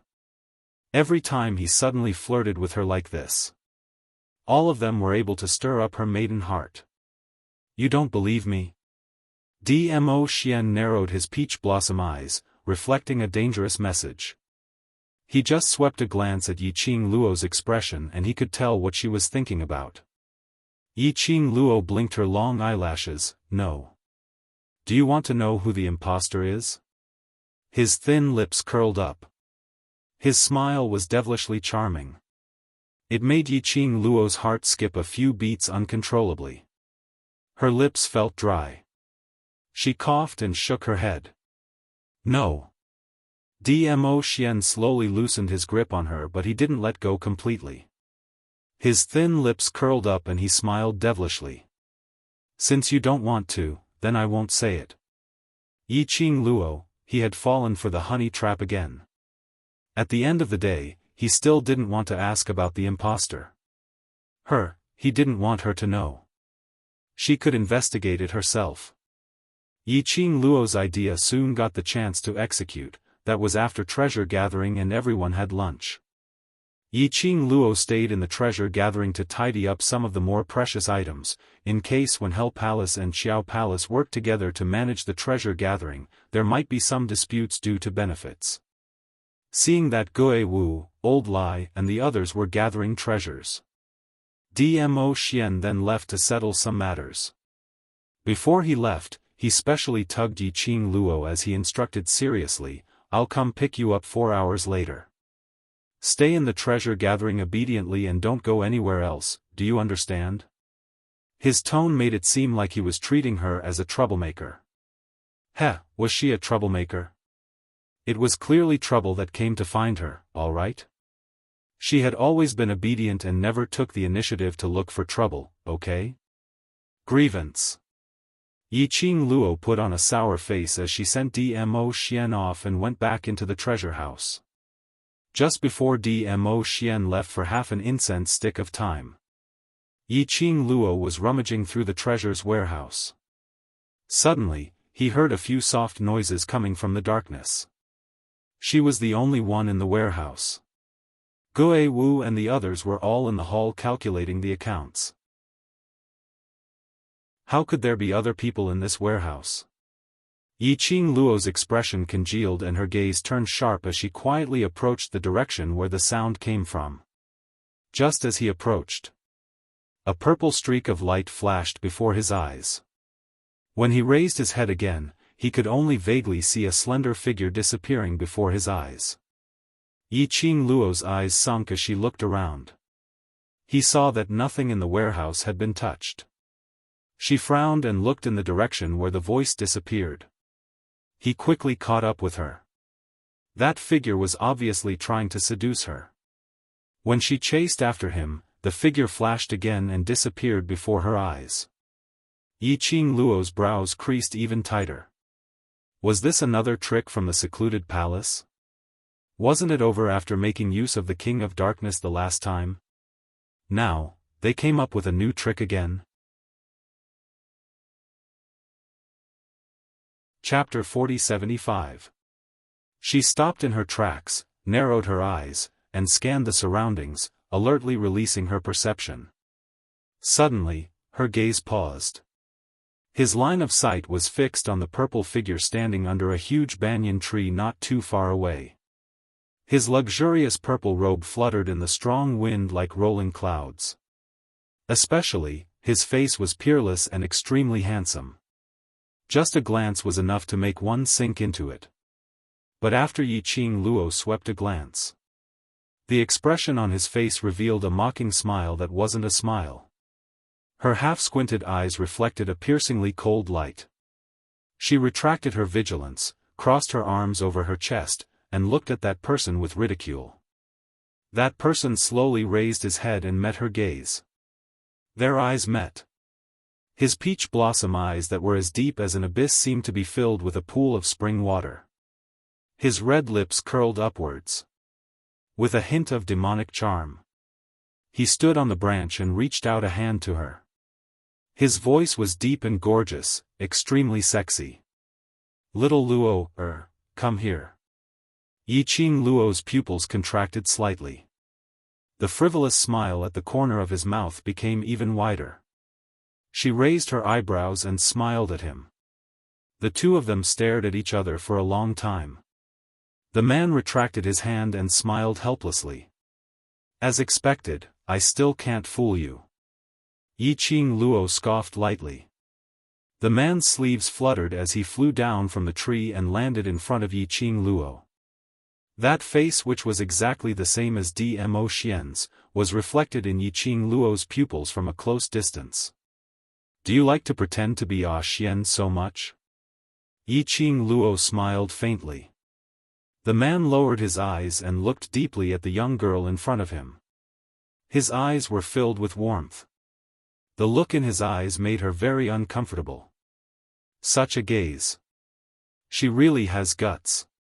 Dmo Xian looked at her. Just as Yiqing Luo's smile froze and was about to open her mouth to stop this kind of gaze, she heard the man's low and hoarse voice sound out, "If I can obtain your feelings, I really want to pretend to be him and continue pretending to be him." This kind of confession made Yiqing Luo stunned. What the hell was this? Was this man pretending to be Dmo Xian confessing to her? What kind of godly development was this? Yiqing Luo was stunned. The man looked at her stunned expression and couldn't help chuckling. "He really didn't tell you my identity." That, he was definitely referring to Dmo Xian. "Who are you?" Yiqing Luo took a step back. The man's low and deep laughter was very magnetic. That voice was exactly the same as Dmo Xian's. However, the feeling was completely different. The man did not imitate Dmo Xian's expression and posture. He slowly stretched out his hand towards Yiqing Luo. His broad slender palm was just about to land on Yiqing Luo's cheek. But Yiqing Luo turned her head away, avoiding his hand. The man only smiled, his eyes full of gentleness. "He doesn't want you to know my identity, so he must have his own plans." Yiqing Luo knitted her brows tightly as she felt that smile was inexplicably familiar. "Did we know each other?" The man was silent for a moment, then raised a gentle smile. His dark pupils, when he looked at Yiqing Luo, seemed to be condensed with starlight. "I'm already very happy that you can ask in this way." The man smiled lightly, that pair of shimmering peach blossom eyes, curved into an arc bearing this face which was exactly the same as Dmo Xian, but made a completely different expression from Dmo Xian. This made Yiqing Luo feel very awkward. Although, when Dmo Xian faced her, he was also extremely gentle. Chapter 4076. However, the gentleness of the man in front of her came from his very bones. Such gentleness, such a smile. It was very familiar. Yiqing Luo's slender brows creased tightly into a bundle. He glared at the man. The man stared at her until he couldn't help but chuckle, his chest heaving up and down. "You want to know my identity so badly?" Yiqing Luo's gaze was sharp as she replied simply, "Yes." "Is it because you're curious about me, or because you're curious about my familiarity?" The man asked with a smile. Yiqing Luo shook her head, "Neither." The man, "Huh? Then, why do you want to know who I am?" Yiqing Luo replied, "I'm just curious, how did you manage to impersonate Xian, you and Xian. What relationship do you have? The man's smile froze on his face. He had to admit it. Yiqing Luo's sentence was really pricking his heart. He thought that Yiqing Luo was curious about him, so she wanted to know his identity, which was why she followed him here. But, who would have thought, Yiqing Luo was merely because of Dmo Xian. Because he was able to impersonate Dmo Xian and had an incomparable understanding of Dmo Xian, that was why she wanted to know his identity. The smile on the man's face gradually revealed some bitterness. He hung his head. Her long black hair cascaded down her back. It concealed the gloom in his eyes. After a long time, the man's slightly hoarse voice came from the hair. You just need to remember that I like you. I won't hurt you. That's enough. After the man said this, his entire aura was a little weak. He clenched his hands into fists. He seemed nervous. His breathing was also slightly erratic. Furthermore, he swiftly raised his eyes and took a look at Yiqing Luo's expression before swiftly lowering his head. He looked like an innocent young man who had met someone he liked for the first time and felt shy after confessing. However, after all these actions, Yiqing Luo only felt that it was funny. The corners of her lips curled up into a mocking smile. You like me? Won't hurt me? Should I help you recall? 3 days ago, how did you lure me to the West Cliff Mountain? How did you let the vines bring me to the King of Darkness? The man's shy expression froze on his face. Hearing Yiqing Luo's words, his face paled a little. He opened his mouth to explain. Yiqing Luo laughed lightly again, but there wasn't much emotion in her eyes. The grudge between King of Darkness and me, as a member of the Palace of Darkness, you should be very clear about it. That day, if it wasn't for Xian, I'm afraid I wouldn't be able to stand here with my life. The man's throat tightened as if something was choking him. Yiqing Luo raised her hand and stopped the man from making a sound. She waved her hand and said calmly, I'm not blaming you. To me, you are just a stranger. No, to be more precise, an enemy. So, there's no need to show such a guilty expression. She paused for a moment. The expression on the man's face became more and more complicated, as if he had a lot to say. She chuckled softly, I just want to tell you, don't easily say things like you like me and won't hurt me. These kinds of words can only deceive yourself. There's no need to use them in front of me to gain my trust. I don't have the time to play the game of true love with you. So, if you don't intend to show your real face, there's no need to lure me here. Yiqing Luo's vision swept across the surroundings. Chapter 4077. As the man listened to Yiqing Luo's words, the expression on his face was extremely painful. As though he was hurt, his eyes were filled with endless pain. Wearing Dmo Xian's face, showing such an expression. It indeed made Yiqing Luo feel like she was out of a play. West Cliff Mountain. It's my fault. The man's deep voice was filled with pain as he spat out every single word from his thin lips. The 2 books by his side were clenched into fists. As though he was trying his best to restrain something. His voice turned hoarse and deep, but this time, I really don't have any intention to hurt you. I just want to see you, to tell you that I'm not trying to impersonate him. I just want you to look at me a little more. If other ladies heard these affectionate words, they would definitely be touched by these words. But Yiqing Luo expressed that her heart wasn't moved at all. She didn't accept this kind of explanation.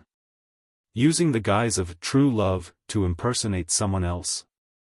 Furthermore, using someone else's identity to deceive another lady? Thinking of Muqilan, Yiqing Luo's eyes were filled with ridicule. She tilted her head as she looked at him with a smile which didn't look like a smile. Her eyes were filled with ridicule and ridicule. The man's eyes were filled with raging waves. as though huge waves were surging in his eyes. Under the darkness, it was dyed with a patch of black fog. It was so thick that there was only a patch of extreme black. In a split second, an endless amount of thick black evil chi gathered around him. It kept on surging and wrapping around him. When she saw that patch of thick evil chi, Yiqing Luo revealed a vigilant expression as she retreated a few steps and stared at him alertly. Had the true love card been played badly and he flew into a rage out of humiliation? But her alertness had just been raised. The next moment, the man in front of her seemed to have extinguished, and in a blink of an eye, he regained his previous warmth. He looked at Yiqing Luo's vigilant expression as a glint of pain and hurt flashed past his eyes. "Sorry. I didn't mean to scare you," the man said hoarsely. Yiqing Luo frowned slightly as she looked at him indifferently. "Don't go so far as to scare me." But, from the evil chi that was overflowing from his body and the action of quickly retracting the evil chi, in Yiqing Luo's heart, a vague guess surfaced. He was still pondering over this conjecture.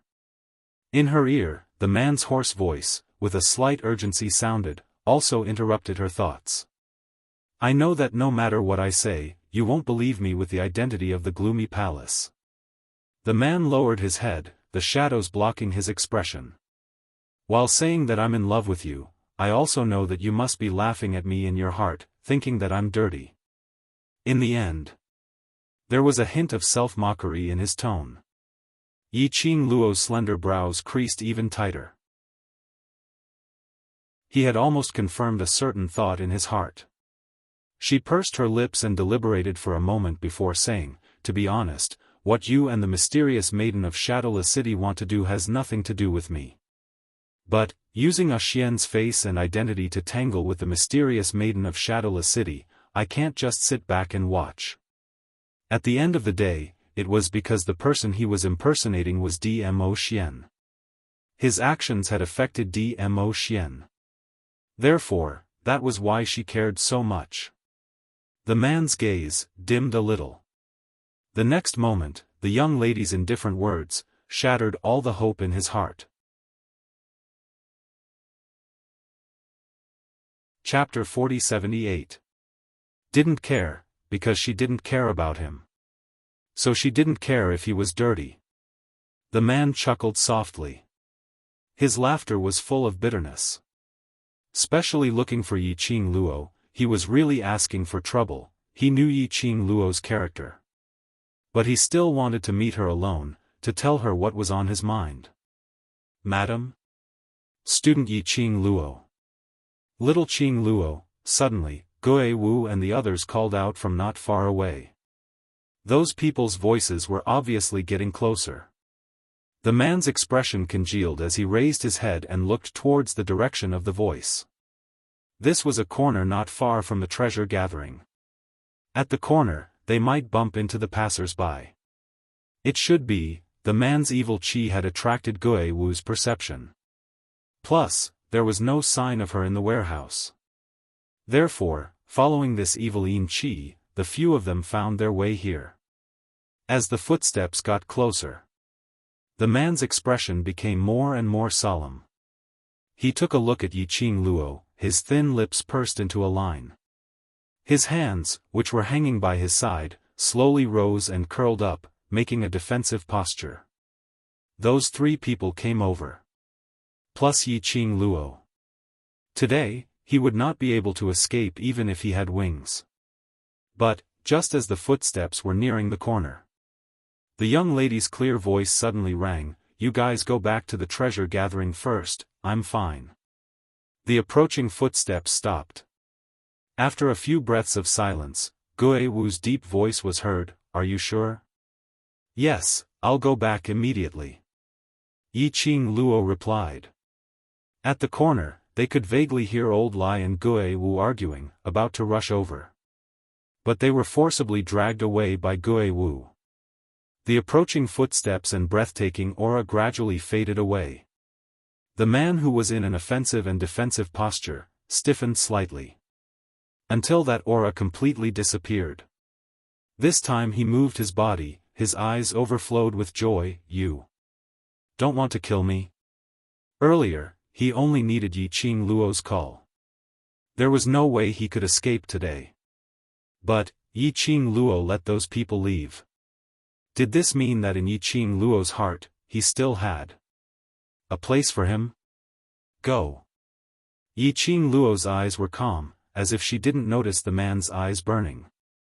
The man's thin lips raised into a smile. With Dmo Xian's face. That smile was enough to topple cities. But Yi Qing Luo's heart was still unperturbed. This time, take it as me returning your favor. If there's a next time, I won't be merciful. Yi Qing Luo threw this sentence and turned around to leave. Behind her, the man's voice tightened as he murmured the word favor. You know who I am, to be able to control the evil qi in the palace of gloomy shadows. Other than you, I can't find a second person. Yi Qing Luo didn't turn back as she walked past the corner and disappeared from the man's sight. At this moment, the man seemed to have lost all his support and fell to the ground. He stared blankly at Yi Qing Luo's departing figure. Suddenly, he chuckled. His wide palms covered his face, covering his reddened eyes, as well as the sparkles that were seeping out of his eyes. Ha! Ha ha ha, she finally recognized him. In the end, it had pushed the distance between the two of them even further. Yi Qing Luo had only walked for tens of meters when she saw the three people standing in front waiting for her. Yi Qing Luo went forward to welcome them. Chapter 4079. Yi Qing Luo knew that these few people were concerned about her, so she didn't hide it, impersonating A Xian's men. Zhou Mo exploded at once. He pretended to be a venerable sovereign and caused so much trouble. Why didn't you seize the opportunity to catch him? Why did you let him go? He had long known that the person who met Yi Qing Luo was an impostor. He should have rushed over. Of course, he didn't rush over to catch the impostor to avenge the venerable sovereign. She simply wanted to know who that person was, to satisfy his interest in gossiping. Yi Qing Luo indifferently glanced at him, and from his expression, she knew what he was thinking in his heart. Yi Qing Luo rolled her eyes as she ignored him. Madam, you won't let us go over. Does it mean that you already know who the impostor is? Lao Lai also came over and asked nosily. Zhou Mo immediately pricked up his ears. But Yi Qing Luo didn't give an answer to this question. He just walked straight towards the treasure trove. She lowered her eyes, and in her mind, she recalled that face, which was exactly the same as Dmo Xian's, but the expression was entirely different. He sighed inwardly. Yes, she already knew the identity of the impostor. She had seen how smoothly he controlled the evil energy of the Palace of Darkness. Yi Qing Luo already had an answer in her heart. That person was indeed someone she had met before. It could be considered as a form of friendship. On the surface, the Palace Master of Netherworld Palace; on the surface, the Palace Master of Darkness Palace was in charge of everything. She had once been imprisoned in a secret base of the Dark Nether Palace in the Nirvana realm by the true mastermind behind the scenes. It was him who had told Dmo Xian about her whereabouts. Only then did Dmo Xian arrive in time. Therefore, just now, I'll take it as returning him a favor. She had never thought that the person who impersonated Dmo Xian was the palace lord of the secluded palace on the surface. Why, Dmo Xian didn't want her to know the other party's true identity? It was because Dmo Xian also knew of his feelings for her? Was that why he didn't want to have too much contact with them? This shouldn't be the case. Dmo Xian should be very clear on how much she hated the Palace of Darkness. He definitely wouldn't be interested in or have a good impression of anyone from the Dark Nether Palace. She didn't even care about Zhu Wuxin. Not to mention the Palace Master of Twilight Palace on the surface. To be able to become the palace master of Gloomy Palace on the surface was enough to show that he had a close relationship with Gloomy Palace. The last time, she had revealed her whereabouts to Dmo Xian. Can live until now. It also showed his position in the Palace of Gloomy Shadows. What exactly was Dmo Xian guarding against? He was puzzled. They had already returned to treasure gathering. Before he reached the entrance, he saw a large group of citizens gathered outside the treasure gathering hall. He could vaguely hear crackling sounds coming from the treasure trove. Yiqing Luo's brows creased slightly as she exchanged glances with the few people beside her. A few of them quickly stepped forward. On seeing Yiqing Luo and the others, the surrounding citizens immediately opened their mouths. "Madam D, everyone. Where are you going?" "Not good, people from Linglong Palace Hall are coming." "Linglong Palace?" Yiqing Luo's slender brows creased slightly as she placed her vision onto the main entrance of the Gathering Treasures Exchange. A few girls dressed in lotus green robes were walking around the treasure gathering hall. There were also 2 or 3 women dressed even more luxuriously, and they were constantly rummaging through the items in the treasure trove. It was obvious that they did not come with good intentions.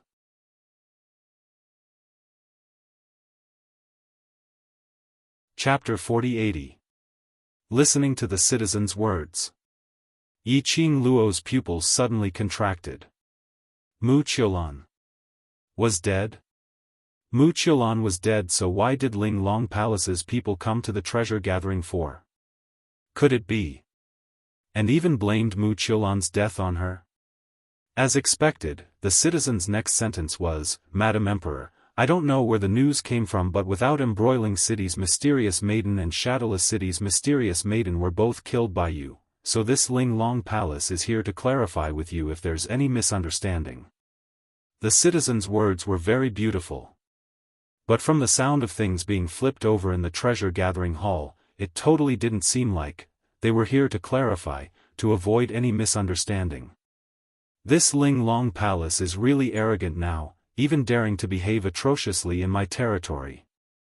Old Lai saw the treasure gathering being trampled, so how could he possibly keep his composure and listen to the citizen's explanation?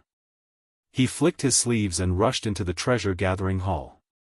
Old Lai didn't hesitate as he rushed up with a punch, hammering down on that lady who was still pushing the table. That lady's reaction was extremely fast as she speedily took a step back. But she still staggered a few steps back from Old Lai's aftershock. That lady's face was instantly filled with anger as she raised her hand to strike back. This palm had yet to land on her. But she was stopped by a dignified voice, "Stop it." When the lady heard this voice, it was like a mouse seeing a cat, as she was so frightened that she shrunk back. This angry shout made Yiqing Luo look towards the direction of the voice. She saw a lady around 30 years old sitting in the corner of the treasure gathering hall at the guest area. The lady's expression was grave and stern, not angry but imposing. Just by sitting there, she gave off an extremely strong pressure. She stood up as she looked calmly at Old Lai. Her imposing aura might be useful against those 2 ladies from Linglong Palace, but, to Old Lai, it was totally useless. Old Lai turned his head and met the lady's gaze as he raised his head and sneered, "Yo, isn't this Linglong Palace's Grand Judicial Elder? Why? You heard that I'm here at the treasure gathering hall, so you brought your men to wreck my place?" The lady frowned as she replied impatiently, "This elder's motive for coming here has nothing to do with Hell Palace." "Unrelated? King destroyed my shop that I just got, and now you're telling me that it has nothing to do with me?" Old Lai spat on the ground, pointed at the woman, and cursed, "Great Judge, who was the one who smashed these things in the treasure-gathering exchange house? Which hand and which leg did it? Either you chop off their arms and legs, or I won't let you off." He was so domineering that he didn't even care that the person in front of him was a woman. Well, for Old Lai, gender was not important at all. More importantly, he was extremely displeased. The few people from Linglong Palace probably didn't expect that they would run over to question Yiqing Luo and capture her. However, it had been messed up by Old Lai from the Underworld Palace. If they took action against Old Lai, that was the entire Underworld Palace. It wasn't that the Linglong Palace was afraid of the Hell Palace. However, the Underworld Palace was simply too difficult to deal with. If it was possible, they wouldn't even want to look at the people from the Underworld Palace. The first judicial elder tried to suppress the anger in his heart and coldly said, "Old Lai, I advise you not to push your luck. I don't want to cause unnecessary trouble." Chapter 4081. Grand Judicial Elder took a deep breath. Linglong Palace will bear all the losses of the treasure exchange. So now, can you please invite Miss Yiqing Luo out? Just bear all the losses? Is this matter that simple? Old Lai was unforgiving. Then I'll bring my brothers from Hell Palace to your Linglong Palace for a while and then bear all the losses. Are you willing to do so? Grand Judicial Elder was apparently suppressing his anger, almost causing an internal injury as his features contorted. Old Lai snorted, "I've already made it clear, whoever smashed it, which hand, which leg touched the things in my shop. Punish yourself obediently, otherwise." Humph humph humph. The three ladies from Linglong Palace were so frightened that their faces turned pale, as they looked at Grand Judicial Elder pleadingly. Grand Judicial Elder naturally couldn't do anything to the people he brought along. If he really did something. If today's news were to spread. That Linglong Palace was afraid of Hell Palace, so they didn't hesitate to cripple their own disciple in order to protect Linglong Palace. If this kind of gossip were to spread. If Linglong Palace came to question Yiqing Luo, they would lose half of their imposing manner. Immediately, Grand Judicial Elder pounded the table. In that case, Hell Palace is determined to go against Linglong Palace? Don't King flatter me. Old Lai spat again. Do you still want to escalate the matter to two forces? Do you think I'm afraid? Heh. But you have to be clear, it's your Grand Judicial Elder who used Linglong Palace's name to declare war on Hell Palace. And not me representing Hell Palace to go against Linglong Palace. Old Lai's logical rebuttal made Grand Judicial Elder tremble non-stop. Old Lai gleefully winked at the crowd. Heh, trying to go against Yiqing Luo in front of him? He, Old Lai, could make Linglong Palace doubt their lives. Good. Good. What a Hell Palace.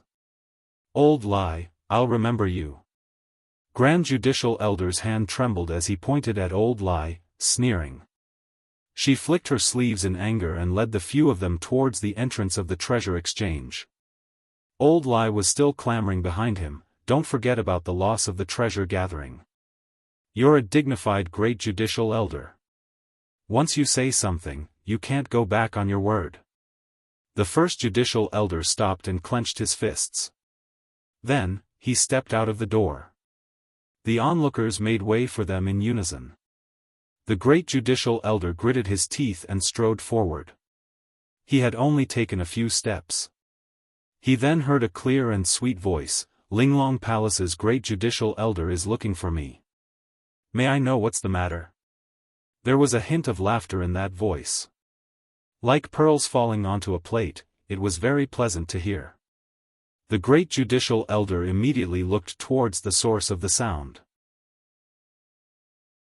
The two pale-faced ladies from Linglong Palace stared at that direction as their voices quivered. It's Yiqing Luo." The Great Judicial Elder narrowed his eyes and looked at the girl in front of him. The young girl was dressed in red, and she was overflowing with youth. Her smile and frown flowed with a bewitching charm. She was smiling, and her eyes were filled with smiles. However, under that sweet smile, the great judge felt an inexplicable sense of mockery. This thought made the Great Judicial Elder's face sunk. "Imperial Madam, you. Why are you?" Old Lai pounded his own head when he saw Yiqing Luo walking out. He had finally managed to anger the people from Linglong Palace to leave. Why did Imperial Madam take the initiative to stand out?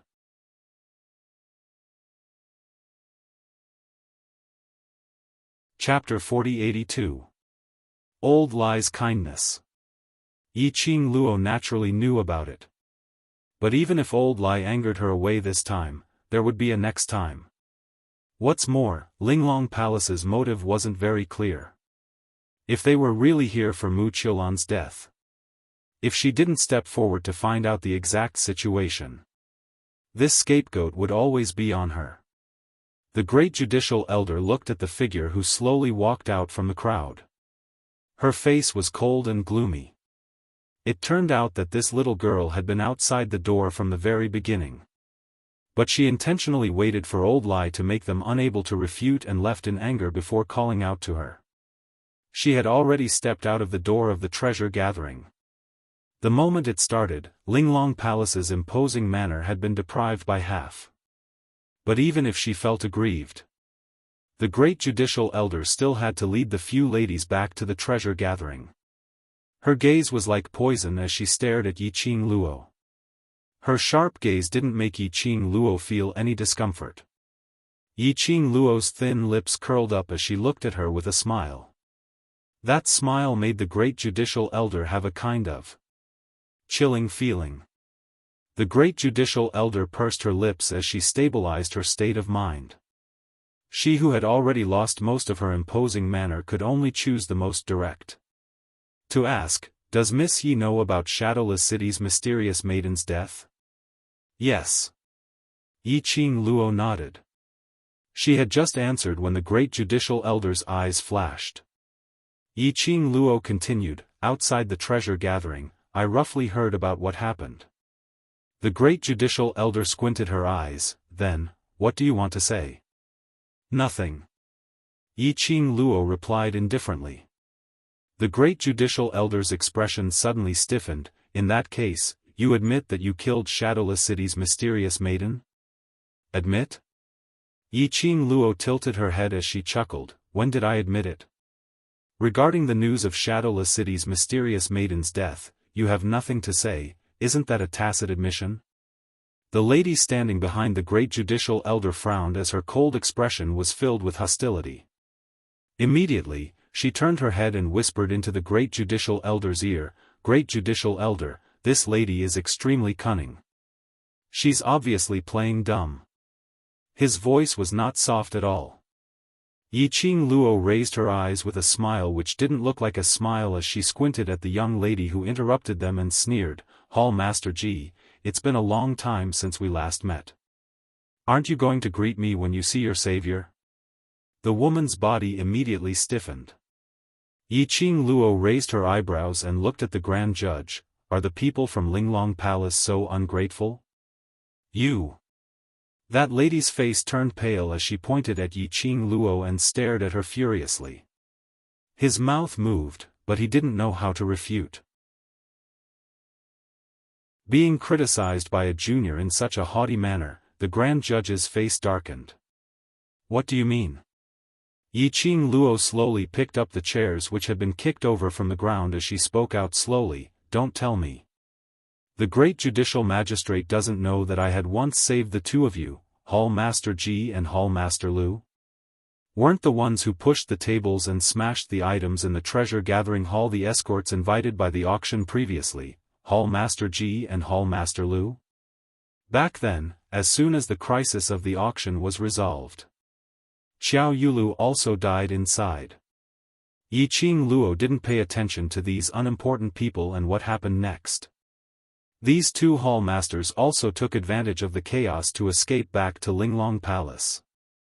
She had not expected, they actually followed the great judicial magistrate and ran over to without embroiling city. Chapter 4083. When the grand judge heard this, his sharp gaze immediately shot towards the two hall masters. From her attitude, Yi Qing Luo knew that after these two hall masters returned to the Linglong Palace, they probably hadn't told the Linglong Palace about what happened in Without Embroiling City. Looking at how aggressive the Linglong Palace was when they came to gather treasures today, Could it be that even Xiao Yulu's death was blamed on her? Yi Qing Luo squinted her eyes as the smile on her lips deepened. Great justice. It's best to first understand the situation clearly before coming over to denounce. Otherwise, if you become someone else's chess piece, wouldn't that be an insult to Linglong Palace? The Grand Judge's expression gradually darkened. The gaze he shot towards Yi Qing Luo was filled with a sliver of murderous intent. The aura that Xiaochen emitted startled the two hall masters beside him. When they looked at each other, horror flashed in their eyes. Hall Master Ji raised her delicate eyebrows and pretended to be angry. She said sternly, "Stop trying to sow discord here." The great judicial elder naturally investigated this matter thoroughly. "Do you dare to say that you didn't kill the mysterious fairy of Shadowless City?" Hall Master Lu immediately echoed, "The Grand Judicial Elder has always been fair and impartial. He will never listen to your side of the story. Since we've come to treasure-gathering grounds, then we have absolute proof. You're still trying to quibble." The two of them were afraid that the judiciary would investigate the matter of the auction, so they immediately shifted their focus to the Empyrean Fairy of Shadowless City. The Grand Judge's cold gaze swept over the two of them. In his eyes, there was a deep and dense cold light. However, in the end, she did not criticize the two hall masters in front of others. But his vision fell onto Yi Qing Luo. His expression was as cold as ice, and his eyes were sinister, as if he wanted to skin her alive. The Empyrean maiden of Shadowless City died in the Qiao family. According to the bystanders, the Qiao family head was ordered by you to lock her up in the room. Yi Qing Luo crossed her arms in front of her chest. "You still left out one person." Her voice paused for a moment, and her smile deepened. She spat out 4 words one by one: D, Zun, D, run. Locking Mu Qiulan in the Qiao family wasn't just Yi Qing Luo's idea. This was also Dmo Xian's intention. He even ordered 2 hall masters of the Emperor Palace to stand guard there. The Grand Magistrate deliberately did not mention Dmo Xian. They didn't want to provoke the Emperor Palace. But would Yi Qing Luo let her wish come true? "You don't want to talk about it? I insist on bringing it up." When the words, "Overlord," came out from Yi Qing Luo's mouth, the Grand Judge's face alternated between blue and white. He had not expected that Yi Qing Luo would not play her cards according to common sense. Generally speaking, which woman would be so bold as to bring out her man's name? Even if they wanted to bully others, they should have done it tactfully. Yi Qing Luo was laughing. She could hug her man's thigh anytime, anywhere. Not satisfied? Hold it in. She was just that cool and arrogant. "Miss Yi, I only want to clarify the truth of the matter with you. If you continue to be so overbearing, I can't help but suspect that Miss Yi is feeling guilty." The Grand Judge could no longer hold back the anger that was surging in his heart. Yi Qing Luo totally disregarded the berserk imposing manner released by the Grand Judge. The ridiculing smile on her face grew even more. "Heh. Does the Grand Judge treat me as a fool? Kicking chairs, flipping tables and flipping things the moment I come in. Is this called as trying to clarify the truth of the matter with me?"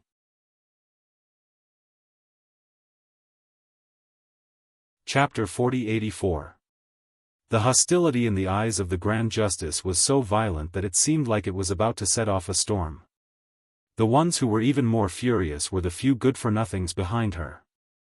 Unable to accomplish anything, but only capable of ruining things. If it wasn't for the fact that they had pretended to overturn the entire store the minute they entered, they wouldn't have allowed Yi Qing Luo to use them as a talking point. It was also because of the actions of these pieces of trash. Their originally surging momentum was being suppressed to the point of being pushed back. From the very beginning, his attitude was like a punitive expedition. But now, they were talking to each other in a friendly manner. For the sake of the Linglong Palace's reputation, the Great Justice had to swallow his anger. She clenched her fists tightly and suppressed the raging anger in her chest. She said word by word, "This is indeed inappropriate and the Linglong Palace will take responsibility for it. But before that, please answer my questions, Miss Yi." Yiqing Luo curved her lips. "Great Judge, please ask." The Grand Judge asked, "Have you seen the mysterious fairy of Shadowless City today?" Yiqing Luo replied, "Yes." The Great Judge, "How many times have you seen him?" Yiqing Luo, "Once." "You're lying."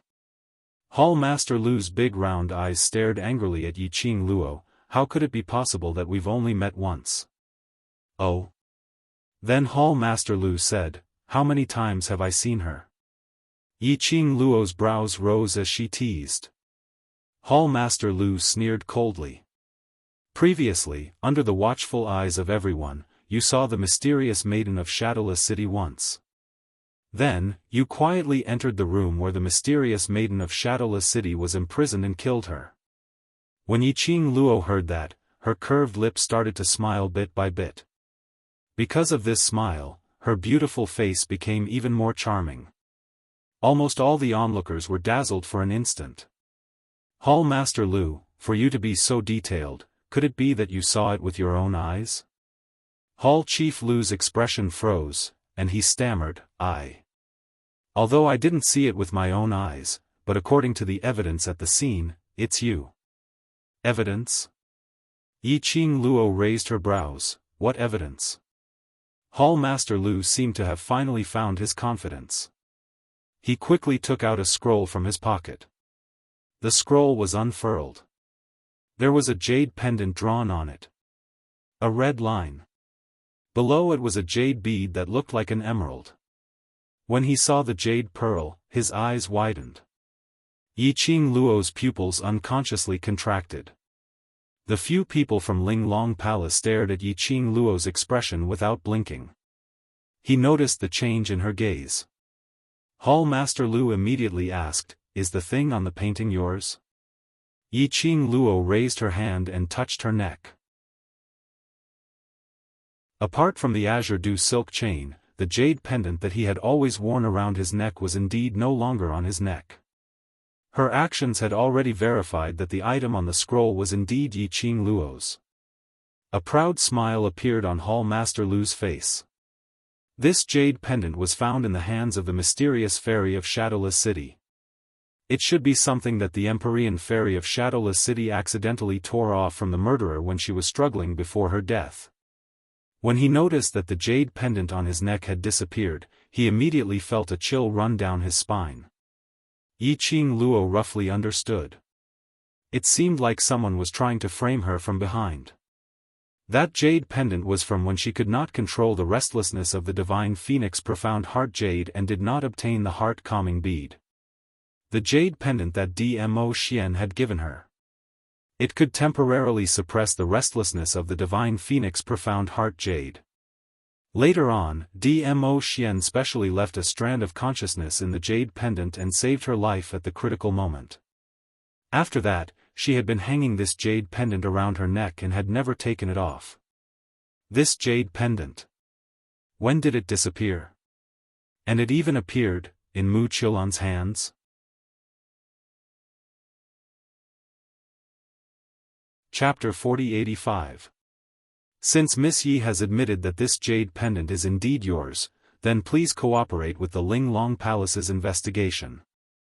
The Grand Judge glanced at the two hall masters. The two hall masters immediately went forward, one on the left and one on the right, as they approached Yiqing Luo, wanting to grab her. Yiqing Luo's eyes narrowed slightly but had yet to move. Old Lai had already rushed forward and slapped one of them away. He stood in front of Yiqing Luo as he rolled up his sleeves and sneered, "I want to see who dares to touch her." "Old Lai, are you trying to interfere with the affairs of the Linglong Palace?" The Grand Judge's face darkened. He was slapped in the face by Old Lai again and again. No matter how magnanimous she was, she couldn't bear it any longer. Old Lai's attack sent the two hall masters flying to the side. This was a slap to the face of the palace of Ling Long. Don't use the Ling Long Palace Hall to suppress me. Do you think I'm afraid? Old Lai sneered. The Grand Judge's eyes were filled with malice. His face was gloomy and frighteningly gloomy. The two of them looked like they were about to fight. Yiqing Luo patted Old Lai's shoulder as she pulled him to her side and shook her head at him. Then, he looked up at the Grand Judge and said, "This jade pendant is indeed mine, but I don't know how it ended up in the hands of the mysterious fairy's corpse. You still want to play dumb? It was clearly you who killed the Empyrean maiden of Shadowless City. You just want to provoke our Ling Long Hall." Hall Master Lu's seemingly adorable big eyes were filled with hatred. She was half lying on the ground, one hand pressed against her chest. Blood flowed from the corner of his lips.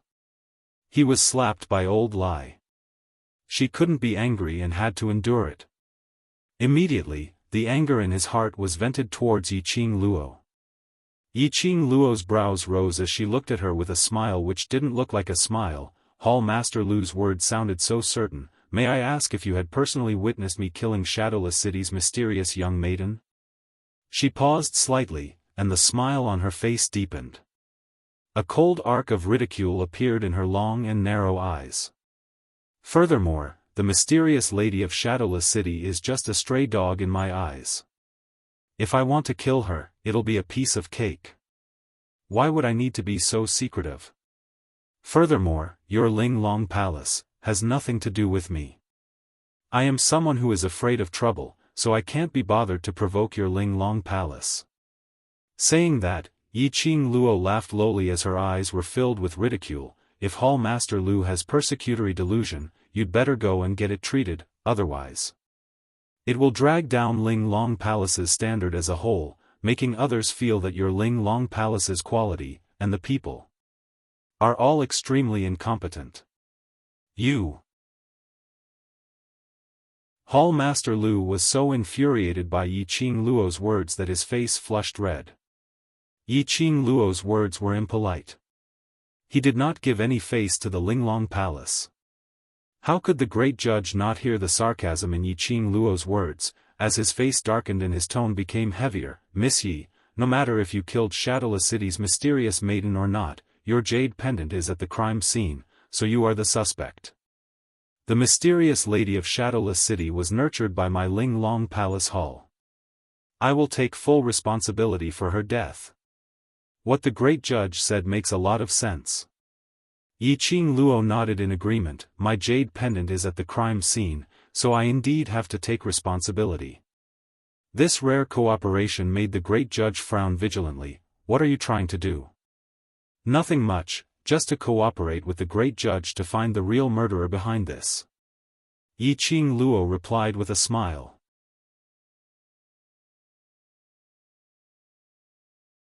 Chapter 4086. Yiqing Luo's smile deepened when she saw that the great judicial judge had yet to make a move. Her long and narrow eyes were curved, adding a touch of flirtatiousness to her beautiful face. "Great judicial judge elder doesn't seem to want me to cooperate?" The young lady raised her eyebrows meaningfully. She looked at the great judicial judge with some probing and ridicule. The great judicial judge elder's pupils shrank, his dark and gloomy eyes curled up his lips. "It's good that Miss Yi can cooperate." Yiqing Luo suddenly cooperated. She deliberately wanted to disturb her thoughts. Since Yiqing Luo had sent herself to the door, then she wouldn't stand on ceremony. The great judicial judge elder's gaze moved. "Hurry and invite Miss Yi to the Ling Long Hall." The two hall masters climbed up from the ground and carefully looked at Old Lai's direction, then tensed up their emotions and approached Yiqing Luo bit by bit. Just as the two of them were about to catch Yiqing Luo, a clear and melodious laugh rang out. "Wait!" The two hall masters quivered and instantly froze on the spot. The great judicial judge elder's gaze sunk. "What does Miss Yi mean?" The young girl was still smiling at them. Her expression was calm, and there was even a meaningful smile at the corner of her mouth. "Because my pendant was found at the scene of the crime, so, there is no problem with you being certain that I was the one who killed the mysterious fairy of Shadowless City. But you don't have the most direct evidence to prove that I killed her. There's no witness, no physical evidence, no wound, and the way of her death is related to me. So, what are you trying to say? The great judicial judge frowned even tighter, his heart inexplicably raised. Yi Qing Luo smiled, so, I should personally prove that I'm not the murderer. How do you want to prove it? The great judicial judge asked. Yi Qing Luo replied, the crime scene. Her words just ended. Hall Master Ji's face darkened and quickly retorted, impossible. You're such a sinister and cunning villain, if I let you go to the crime scene, wouldn't it give you a chance to erase all traces related to you? Yi Qing Luo gave her a sarcastic glance. Long before you came to gather treasures to denounce me, you should have checked the entire house. Everyone's expression changed. It also verified that what Yi Qing Luo said was indeed not wrong. Yi Qing Luo laughed. I think, in the entire room, other than the jade pendant in Shadowless City's mysterious maiden's hands, there shouldn't be any other clues, so why can't I go? Hall Master Ji was rendered speechless by Zhang Xian. The Grand Judge glanced at the citizens who kept poking their heads into the treasure-gathering hall, as well as the hall masters he had brought with him. She frowned and finally said, I promise you, I'll let you go to the scene to find evidence. Grand Judicial Elder, Hall Master Ji and Hall Master Lu looked at the Grand Judge anxiously, their faces filled with reluctance. The Grand Judge's eyes, which seemed to be soaked in ice, swept over the two of them. The two of them were so frightened that their faces turned pale. The Great Judge cast his icy cold gaze onto Yi Qing Luo. But, if Miss Yi is unable to find any evidence at the scene that can prove your innocence, then, you must obediently follow me to the Linglong Palace Hall and accept their investigation. As the Great Judge spoke, the expressions of the few people beside Yi Qing Luo sunk.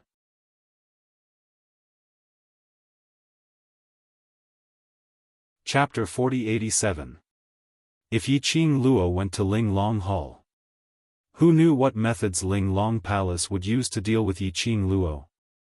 No matter how strong Yi Qing Luo's ability was. However, the Linglong Palace was their territory after all. What if he was injured? What should he do then? The few of them had yet to speak. Yi Qing Luo had already opened her mouth as she smiled and nodded in response, no problem. Xiao Qing Luo. Zhou Mo tugged Yi Qing Luo's arm, are you silly? Lao Lai's eyes widened.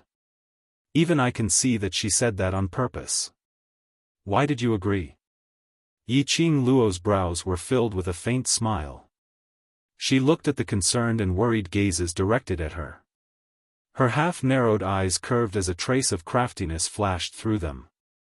I didn't say that I would go to Linglong Palace alone. By then, wouldn't it be better to drag Dmo Xian along? With Dmo Xian holding the fort. Why would he be afraid that Linglong Palace Hall would have any ill intentions? Furthermore, after the matter of Qiao Yulu and Mu Qiulan, the two Empyrean fairies, Yi Qing Luo felt that she had to make a trip to the Linglong Hall. She wanted to see what kind of existence the Linglong Palace was. And what sort of criteria did they use to select those Empyrean fairies? Zhou Mo and the others exchanged glances with one another and did not say anything else. Alright, they were overthinking things. How could Yi Qing Luo be bullied by others for no reason? It was already a blessing that she didn't bully others. The Grand Judge and the others didn't pay attention to their whispers. Seeing Yi Qing Luo agreeing to this request, a cold smile appeared on their faces. Vaguely, there was a hint of viciousness. The group arrived at the Qiao mansion, where Mu Qiulan was imprisoned. The entire courtyard was completely surrounded by the female disciples of the Linglong Palace. Even Patriarch Qiao was stopped at the entrance of the courtyard. There were also many people from the forces that were staying in the Qiao mansion, as well as people from the major forces that had heard the news and rushed over to watch the show. Patriarch Qiao's face was extremely unsightly. This was probably the first time Patriarch Xiao had encountered such a situation. In his own mansion, he was intercepted by an outsider. He felt very aggrieved. But this matter implicated Yi Qing Luo. In order to prevent complications, he had no choice but to endure. When Yi Qing Luo, the great judicial judge and the others came over, what they saw was such a lively scene. As soon as they saw the great judge and the others, an uproar broke out. The onlookers moved away one after another. Patriarch Xiao saw Yi Qing Luo, who was walking right in front. Behind her, the two hall masters of the Linglong Palace were following her from both sides. Patriarch Xiao's expression immediately changed.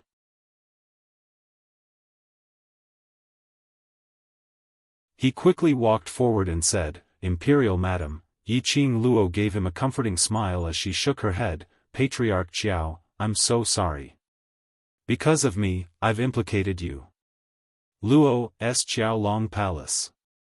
Moreover, the person who died was the Empyrean fairy trained by the Linglong Palace. Qing Luo and Qing Luo was Qing. Moreover, it would not only be the Linglong Palace, but the Muqiulan clan would also be dissatisfied with Patriarch Xiao. Qing Luo." Patriarch Xiao waved his hand. "Guiyu, that old man's eyesight is not wrong. My son's eyesight is not wrong either. Moreover, that mysterious maiden from Shadowless City deserves to die." Saying this, his eyes were filled with sarcasm as he shot a glance at the direction of the Grand Judge.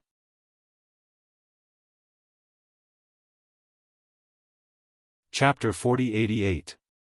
Xiao family's patriarch was already full of complaints about the Linglong Palace.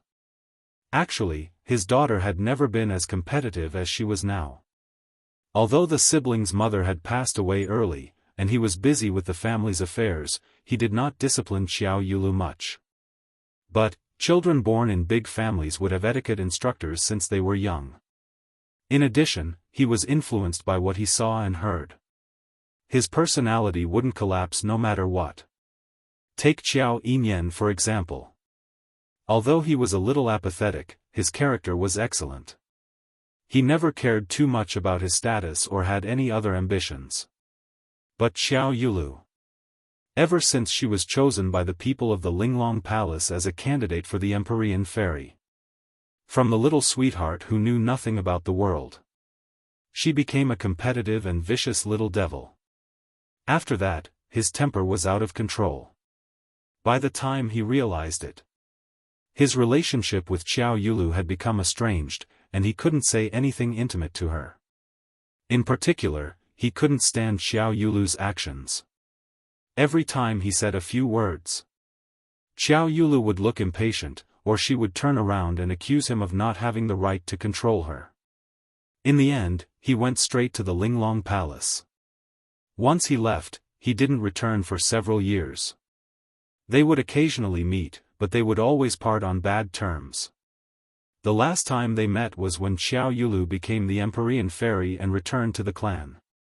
In family head Xiao's heart, he blamed himself for not teaching Xiao Yulu well in the past. He also hated the Linglong Palace for grooming his daughter into such a character. If not for the Linglong Palace, Xiao Yulu wouldn't have come to this. On top of that, Muqiulan, the mysterious lady of Shadowless City, also had such a strange personality. Patriarch Xiao could not help but suspect the Palace of Linglong's method of nurturing the Empyrean fairy. Especially now, the Linglong Palace Hall acted as if it was a matter of course. They wantonly arranged for the Linglong Palace Hall's people to enter the Qiao residence. Even the head of the Qiao residence was blocked from entering. Patriarch Xiao's words were obviously pointing at the Linglong Palace. The Grand Inquisitor's face sunk as he squinted at Patriarch Xiao but didn't say anything. Instead he looked towards Yi Qing Luo and said calmly, "Miss Yi, go in." Yi Qing Luo's brows rose as she patted family head Xiao's arm lightly, indicating for him to keep calm. Then, under the watchful eyes of the crowd, he slowly walked towards the courtyard. Zhou Mo and the others followed behind him. Before he could get close, he was stopped by the disciples of the Ling Long Palace who were guarding the entrance. The death of the Empyrean fairy of Shadowless City still needs to be investigated. It is not advisable for too many people to enter the scene. Bah! Who knows if you will take the opportunity to lay your hands on my sister. You are a group of bad people, none of you have any good intentions. Kitty Li glared fiercely at the Grand Judge and reached out to push away the Linglong Palace disciple in front of her. Kitty. Yi Qing Luo took a look at Kitty Li and swept a glance at her outstretched paw. No matter, wait for me outside. Seeing that Yi Qing Luo had opened her mouth, Kitty Li could only retract her hand angrily. Yi Qing Luo stepped into the courtyard. The Grand Inquisitor followed closely behind. Kitty Li's eyes widened as she pointed at the Grand Inquisitor and said angrily, "Kitty knew you were up to no good. What do you want to do? Miss Yi is a suspect. If she enters the crime scene alone and destroys the evidence, then it's hard to explain," Hall Master Ji said with a cold smile. Kitty Li was so angry that her cheeks puffed up. Yi Qing Luo's eyes were calm as she shot a glance at Hall Master Ji. Hall Master Ji was so shocked that his face turned pale as he pursed his lips tightly. She then retracted her gaze and walked towards the direction where Mu Qilan stayed.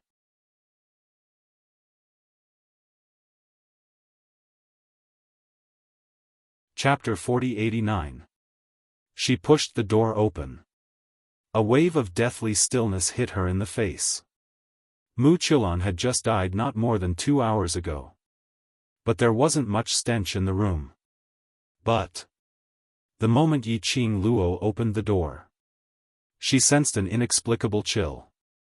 That kind of chill was a little like evil Yin Qi. But in the blink of an eye, it disappeared.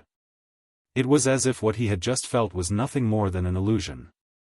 Yi Qing Luo frowned slightly as she glanced sideways at the judicial officer standing behind her. The judicial officer's expression didn't change at all. As though he hadn't sensed anything amiss. Seeing Yi Qing Luo's gaze, the judicial officer asked coldly, "Miss Yi, have you discovered something?" Yi Qing Luo carefully sized up the judicial officer again. The judicial officer indeed didn't seem to have sensed the gust of Yin Qi earlier. Yi Qing Luo retracted her gaze and shook her head as she turned her attention back to the room. It was afternoon and there was plenty of light. But there was a white candle lit in the room and the flame was flickering. The faintly swaying shadows made the entire room look a little more gloomy. Yi Qing Luo walked slowly. Her gaze wandered around. She walked all the way to the inner hall, which was the sleeping room. Mu Qilan was lying on the bed but her legs were slightly bent and stretched out by the side of the bed. She was lying on her back and the posture of her arms was twisted. Yi Qing Luo saw the piece of jade pendant in Mu Qilan's hand. The emerald green jade pendant was sparkling with a sparkling light. Yi Qing Luo walked forward and stretched out her hand to pick up the jade pendant. The judicial officer's sleeves moved and an invisible profound energy stopped Yi Qing Luo's hand. "What are you trying to do? Dirty." Yi Qing Luo shot a glance at the judicial officer and took a step back. "This jade pendant was given to me by Xian, if she touches it, it will be dirty." Following that, she said indifferently, "This jade pendant is merely a tool to draw your attention to me.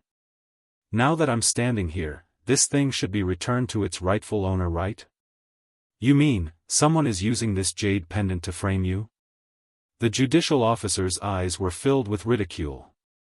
Yi Qing Luo raised her brows. "It doesn't matter if you believe it or not, I don't care. But if someone really framed me, then your Ling Long Palace is merely a chess piece in their hands." The Grand Judge pursed his lips and did not speak again. A pair of gloomy eyes flickered with a cold light under the flickering candlelight. Yi Qing Luo chuckled as she stepped aside. "Grand Judicial Magistrate doesn't trust me, so I'll have to trouble Grand Judicial Magistrate to bring the jade pendant over personally." The Grand Judge's face darkened and he didn't say a word. "I'm sure Xian wouldn't wish for the thing he gave me to be in the hands of a corpse. For such a long time, right?" Yiqing Luo wasn't in a hurry as she shot a glance at her with a smile which didn't look like a smile. The Grand Judge's face twitched. He suppressed his anger and sneered. Then, he strode toward Mu Qiulan. He bent down and took out the jade pendant. The jade pendant felt cold in his hand.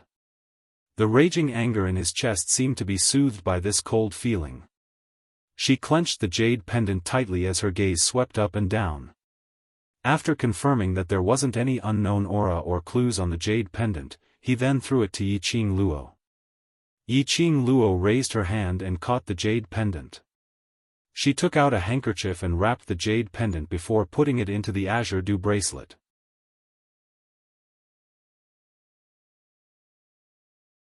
Chapter 40-90. Yiqing Luo didn't bother about the Grand Judge as she walked directly towards Mu Qiulan's corpse. Mu Qiulan died in agony. His entire face was contorted. No matter how he looked at it, it seemed like he was killed by an enemy. Making people die so painfully. He must hate her to the core.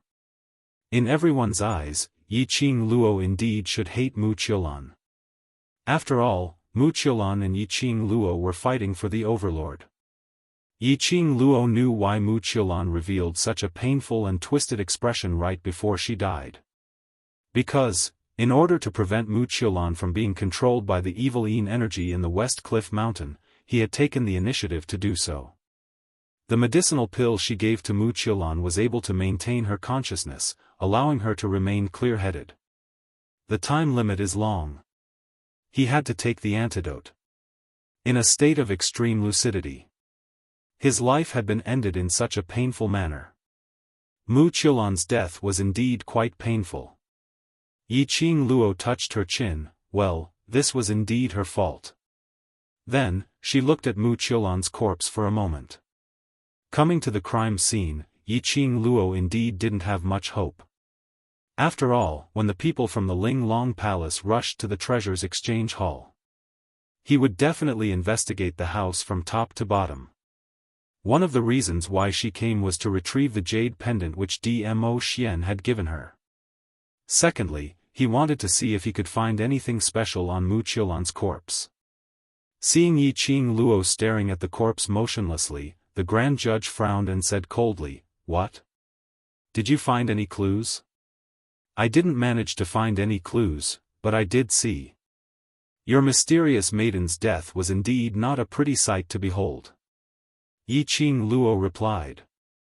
Great Judge, facing Yiqing Luo, she must maintain her composure. With a sullen face, she sneered and said, "Are you going to keep watching?" "Yes, of course." Yiqing Luo stood by the bed, raised the corner of her eyes and glanced sideways at the Grand Magistrate. She smiled teasingly. "Is the Grand Magistrate worried that I might notice something? Why are you so impatient? Don't think that this elder doesn't know that you're trying to stall for time." The Grand Judge's eyes were also very cold. "You just need to stall for time. This elder has plenty of time." Yiqing Luo scoffed lightly. This judge hated her quite a lot. She was too lazy to argue with the Grand Inquisitor and continued to look around the corpse. He did not miss a single detail. Suddenly, in her mind, Old Man Tsang's voice sounded, "Hold on, Luo lass, I sensed a different aura from the jade pendant you just threw in." Yiqing Luo was stunned. "What do you mean?"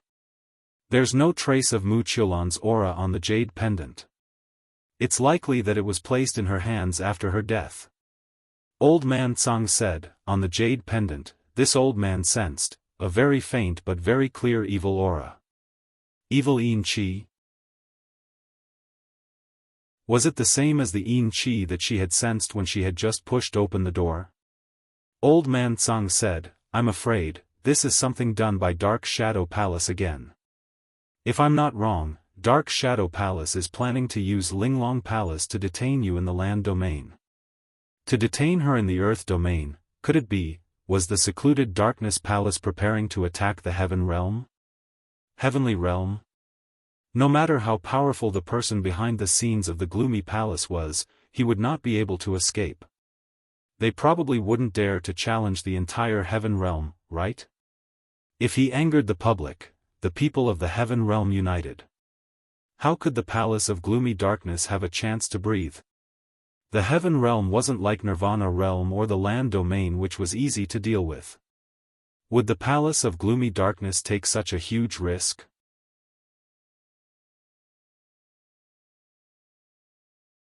Chapter 4091. This thought made Yiqing Luo's expression turn grave. Before coming here, she had more or less linked Mu Qiulan's death to the palace of Umbra. But he also felt that it should be impossible. After all, the palace of gloomy darkness had suffered heavy losses during the auction. It even attracted the attention and investigation of the heavenly law historian. In a short period of time, if they made any big moves, it would be pushing the Dark Abyss Palace to the surface. Unless there was something wrong with the secluded Darkness Palace's brain, they wouldn't do that. But now, the evil chi on the Jade Pendant had already proved that this matter was definitely related to the Dark Palace. The goal of the Gloomy Palace was obviously to use the Linglong Hall to restrain her. Then the reason for restraining her, what is it? Could it be that it was really as she thought? Miss Yi, have you thought of something? The great judge had been staring at Yiqing Luo's face, and when he saw her suddenly congealed expression, he immediately asked. Yiqing Luo's eyelashes fluttered as she restrained the deep thoughts in her eyes and raised her head to look at the grand judge. No. No? The great judge frowned slightly. From Yiqing Luo's expression, it didn't seem like she hadn't discovered anything. The grand judge glanced at Mu Qiulan's body and said in a deep voice, Miss Yi, you have to understand that if you can't find any evidence to prove your innocence, you will be the prime suspect. Yiqing Luo raised her brows. I'm clear, I, indeed didn't discover anything. The grand judge furrowed his brows even tighter. Somehow, she felt that Yiqing Luo was hiding something from her. This feeling of being kept in the dark made her feel that Yiqing Luo didn't put her in her eyes at all. Since there's nothing to be found, then, as a suspect in the murder of Shadowless City's mysterious fairy, can Lady Yi follow me back to Linglong Palace? The grand judge's expression darkened and his voice deepened. Yiqing Luo was very cooperative this time as she spread out her hands and shrugged, all right.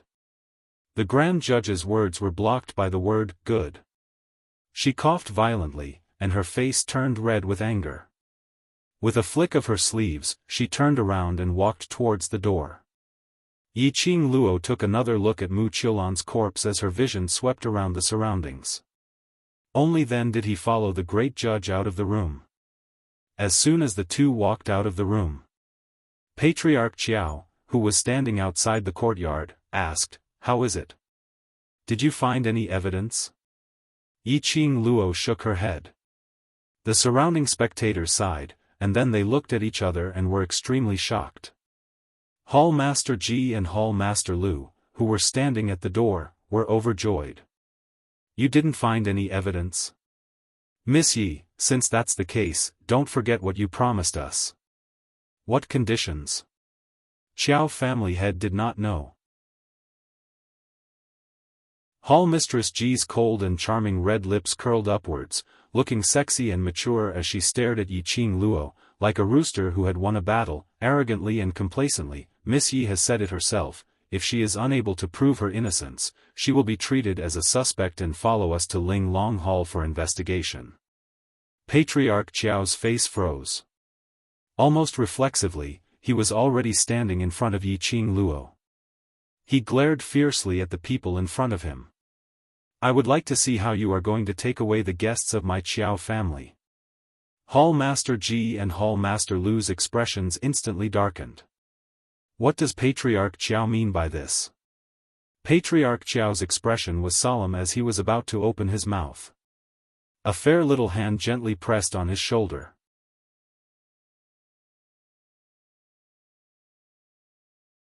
Chapter 4092. Patriarch Qiao, there's no need to get angry. If your health is affected because of me, Yin Yen will find trouble with me. Yiqing Luo smiled lightly as she appeased Patriarch Qiao. Patriarch Qiao's anger gradually subsided as his expression was still solemn. Shadowless City's mysterious maiden's death is absolutely unrelated to you. Linglong Palace is obviously trying to pin the hat on you. Yiqing Luo smiled as she shook her head. After all, they found my things next to Shadowless City's mysterious maiden's corpse, so it's normal to suspect me. Seeing Yiqing Luo speaking up for Linglong Palace, Hall Master Ji's self-confidence started to swell again. In Hall Master Ji and Hall Master Lu's eyes, Yiqing Luo's attitude changed after leaving the crime scene was because she didn't find any evidence to prove her innocence, so she was feeling guilty. So she tried to please Linglong Palace in every possible way. Since Miss Yi is so understanding, then it's easy to settle. Hall Master Ji and Hall Master Lu exchanged glances as they walked towards Yiqing Luo. This is the condition that Miss Yi personally agreed to our Grand Judicial Elder. Since you're unable to prove your innocence, then follow us to Linglong Palace. The two Hall Masters stood on the left and right as they raised their hands towards Yiqing Luo's shoulders. Wait. A low and dignified voice that seemed to carry endless pressure came from it. The moment this voice was heard, the two Hall Masters instantly froze on the spot. From Old Lai's side, a young man dressed in a black brocade robe walked out. That slightly immature face was around 20 years old. But the imposing manner emitted from him, and that pair of eyes which made one feel pressure, it was extremely incompatible with that face. The minute the Grand Judicial Elder saw that young man, his expression changed slightly. Linglong Palace keeps saying that it's my student who killed Shadowless City's mysterious maiden, but before this, my student had always been with us at the Treasures Exchange Hall, so she had no time to commit the crime. The man said expressionlessly, his voice was calm. The person who spoke was Gue Wu. The moment he spoke, it made one forget about his young appearance. Even the Grand Judicial Elder, after hearing Gue Wu's words, pursed his lips tightly, not daring to reply easily. His gaze rested on Gue Wu, as he continued to probe his identity. Right. Old man Wu is right. I can also be a witness. The Imperial Lady had been gathering treasures with us all this time. How could she have gone off to kill the Empyrean Fairy? Could it be that she has a doppelganger technique? Lao Lai immediately echoed. May I know your name? The great judge did not directly answer Gue Wu and Old Lai's words. Instead, he vigilantly sized up Gue Wu and asked. Gue Wu indifferently spat out two words, Gue Wu. The grand judge frowned. She had never heard of this name before. However, the aura coming from this person's body was too terrifying. Even she was a little afraid of His Majesty. This man was definitely not what he appeared to be. Who was he? The grand judge furrowed his brows. Before being clear of Gue Wu's true identity, she didn't dare to act blindly without thinking. However, the great judge had neglected the fact that she had two Hall Masters by her side. Hall Master Ji and Hall Master Lu saw that they were about to bring Yiqing Luo back to Linglong Hall. As long as Yiqing Luo entered Linglong Palace, they were in their territory. Wasn't he still at their mercy? But a young man who looked to be in his 20s stepped in. How could they tolerate this?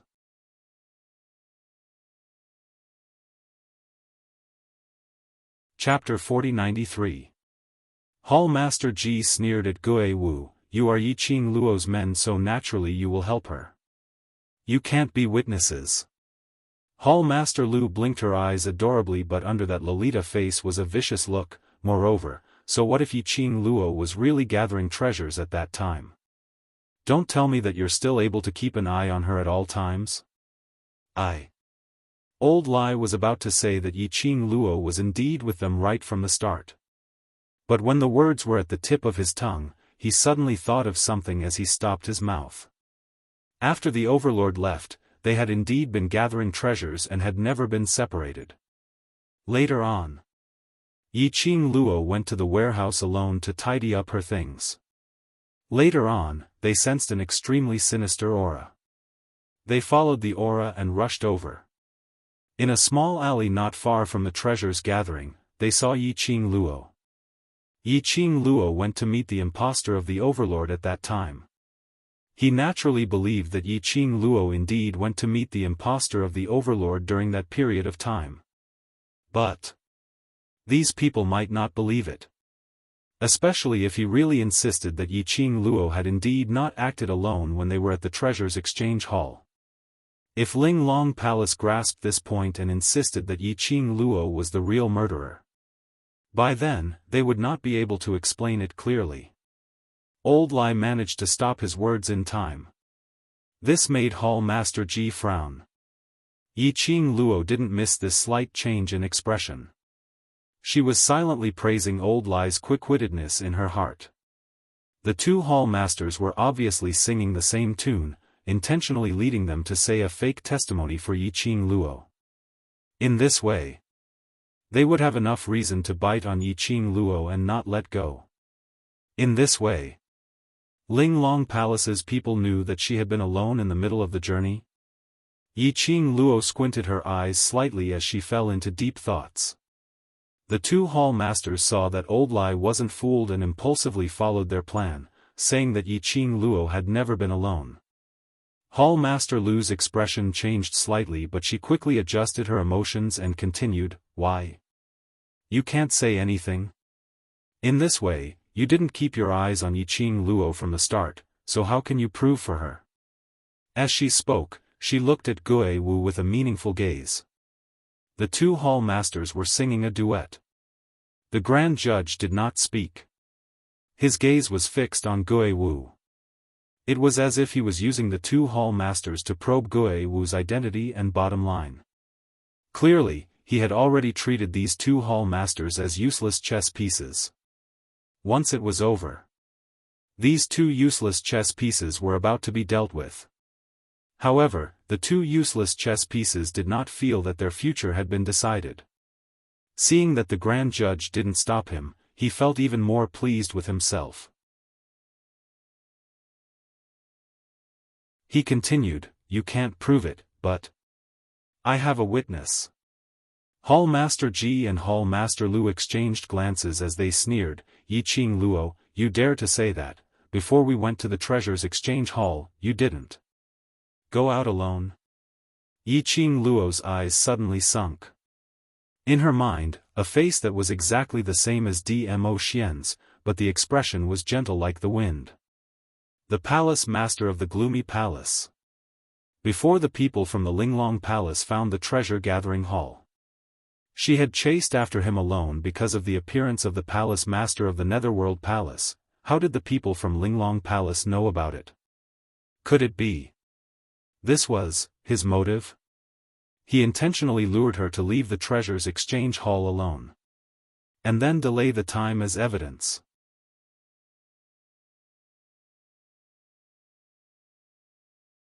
Chapter 4094. She had been feeling strange. That palace lord specially lured her out of the treasure gathering and said a bunch of ridiculous words. What was it for? She didn't believe it. On the surface, the palace master had fallen in love with her and had come to confess, and so on and so forth. As expected, it turned out that his goal was for this scene. She had indeed left the treasure gathering alone. But she couldn't say that she left the treasure gathering alone to meet that impostor. Mu Qiulan's dying words. She had finally managed to wash Dmo Xian and the impostor's name clean. It was also Mu Qiulan who had personally confirmed that the person who had been pestering her was the impostor. If she were to say that she had met the impostor in private, she was afraid. Once the public opinion was formed, everyone would misunderstand that the impostor was really a trick that she had come up with. The motive was to smear Mu Qiulan's name and ruin Dmo Xian's reputation out of jealousy. By then, she and Dmo Xian would be blamed by many in the dark. She couldn't say it. Yiqing Luo's eyes slowly sunk. "Isn't Miss Yi very eloquent? Why aren't you saying anything? Is this a tacit agreement?" Hall Master Ji's fiery red lips opened into a wide arc, smiling extremely complacently. Hall Master Lu blinked his adorable big eyes, putting on an innocent look as he smiled adorably at Gue Wu, "This master, it's not that we don't want to give you a chance to testify. As long as you can show us the evidence that Yiqing Luo was alone and had never come to the Qiao residence, we will believe her." Their expressions sunk. Hall Master Lu's meaning was very obvious. Ling Long Palace totally knew who Yiqing Luo had met alone along the way. They intentionally didn't say it. They wanted Yiqing Luo to admit it personally. Otherwise, she could only take the blame. But, the moment she admitted it, this matter would implicate the impostor and Dmo Xian. This scheme was really one ring after another. In order to scheme against her, Secluded Palace and Ling Long Palace were really going all out. For now, they could confirm one thing. Ling Long Palace had something to do with Secluded Palace. Whether it was a cooperative relationship or a subordinate relationship, he had to investigate this carefully. "Miss Yi, you've seen the scene. Now, your friends are unable to produce any evidence to prove your innocence. Now, can you follow me to the Linglong Palace?" Seeing that Gue Wu didn't utter a single word after hearing the two hall masters' words, the great judicial magistrate felt relieved. As long as Gue Wu did not interfere, Yiqing Luo, she would definitely be able to bring her away. Lao Lai and the others had yet to express their opinions. The girl's clear and melodious voice rang out. "Didn't I say long ago that it's normal for you to suspect me? That's why I'm very willing to cooperate with your investigation. I hope that you can prove my innocence." She looked at the great judge with a smile. Her eyes curled up into an arc, revealing a hint of slyness. "But you guys kept talking non-stop, I didn't want to interrupt your performance." Hall Master Ji and Hall Master Lu were so infuriated by Yiqing Luo's casual words that their faces started to tremble. It turned out that the both of them were singing the same tune, intentionally scheming against Yiqing Luo. In Yiqing Luo's eyes, it was just a show. Was he messing with them? Hall Masters Ji and Lu were furious.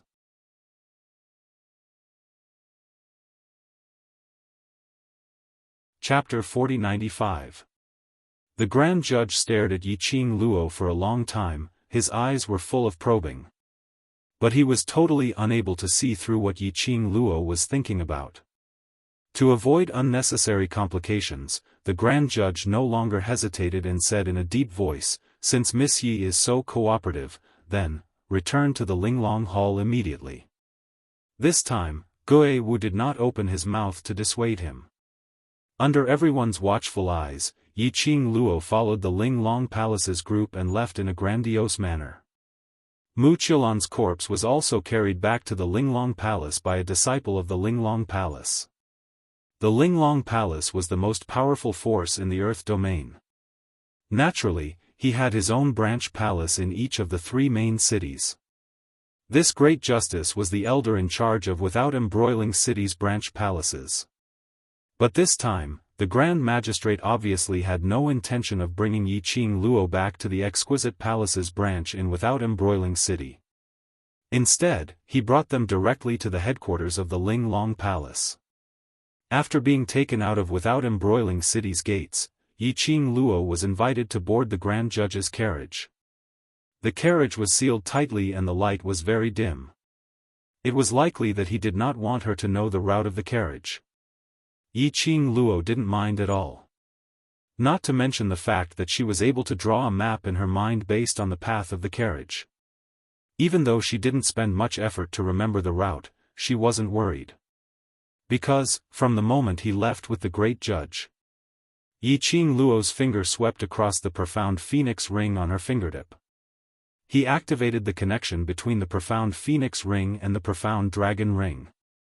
No matter where she was in the land, even the Netherworld Dragon Ring could track her by following the Netherworld Phoenix Ring's aura. Nestled in the carriage, Yiqing Luo was bored out of her mind as she raised her eyes and stared at the Grand Judge, who was sitting by the side with his eyes closed. The light in the carriage was dim. The Grand Judge's face darkened. However, one could tell that the Great Judge must have been a stunning beauty when she was young. Speaking of which, the Grand Court of Justice only had around 30 or so members at most. He looked very young. His appearance was also very eye-catching. It was just that he was always in a high position, and he lived in a place like the Linglong Palace that was plagued by women. His entire body was shrouded in a layer of sinister aura. Perhaps her gaze was too scorching. The Grand Judge frowned and opened his eyes to look at her. Yiqing Luo didn't avert her gaze as her expression was very calm. "What are you looking at?" In the darkness, the Great Judge's voice was cold. Yiqing Luo stared at her smilingly, "Because you look good." The Grand Judge's expression changed slightly. He didn't look as happy as a woman after being praised. "What tricks are you playing? TSK, why can't you let me praise someone?" Yiqing Luo propped her chin as she blinked her charming eyes, putting on an innocent look. "The surroundings are filled with your Linglong Palace's people. Are you still afraid that I can stir up any waves?" The Grand Judge snorted coldly. "Who doesn't know that you, Miss Yi, are full of tricks? You're so young, but you're so cunning. I fell into your trap." Yiqing Luo made a tisk sound again. "These words were told to you by your 2 hall masters." The Grand Inquisitor pursed his lips and did not answer. It was a tacit agreement. Yiqing Luo blinked her eyes again. "No matter what, I'm their savior. How could you make me out like this? It's too hurtful." As she spoke, she pressed her chest and sighed softly. The Grand Judge's eyes flickered. In the flickering carriage, it was not obvious. "You're tuning into the Xiaofan's Wuxia Tales YouTube channel.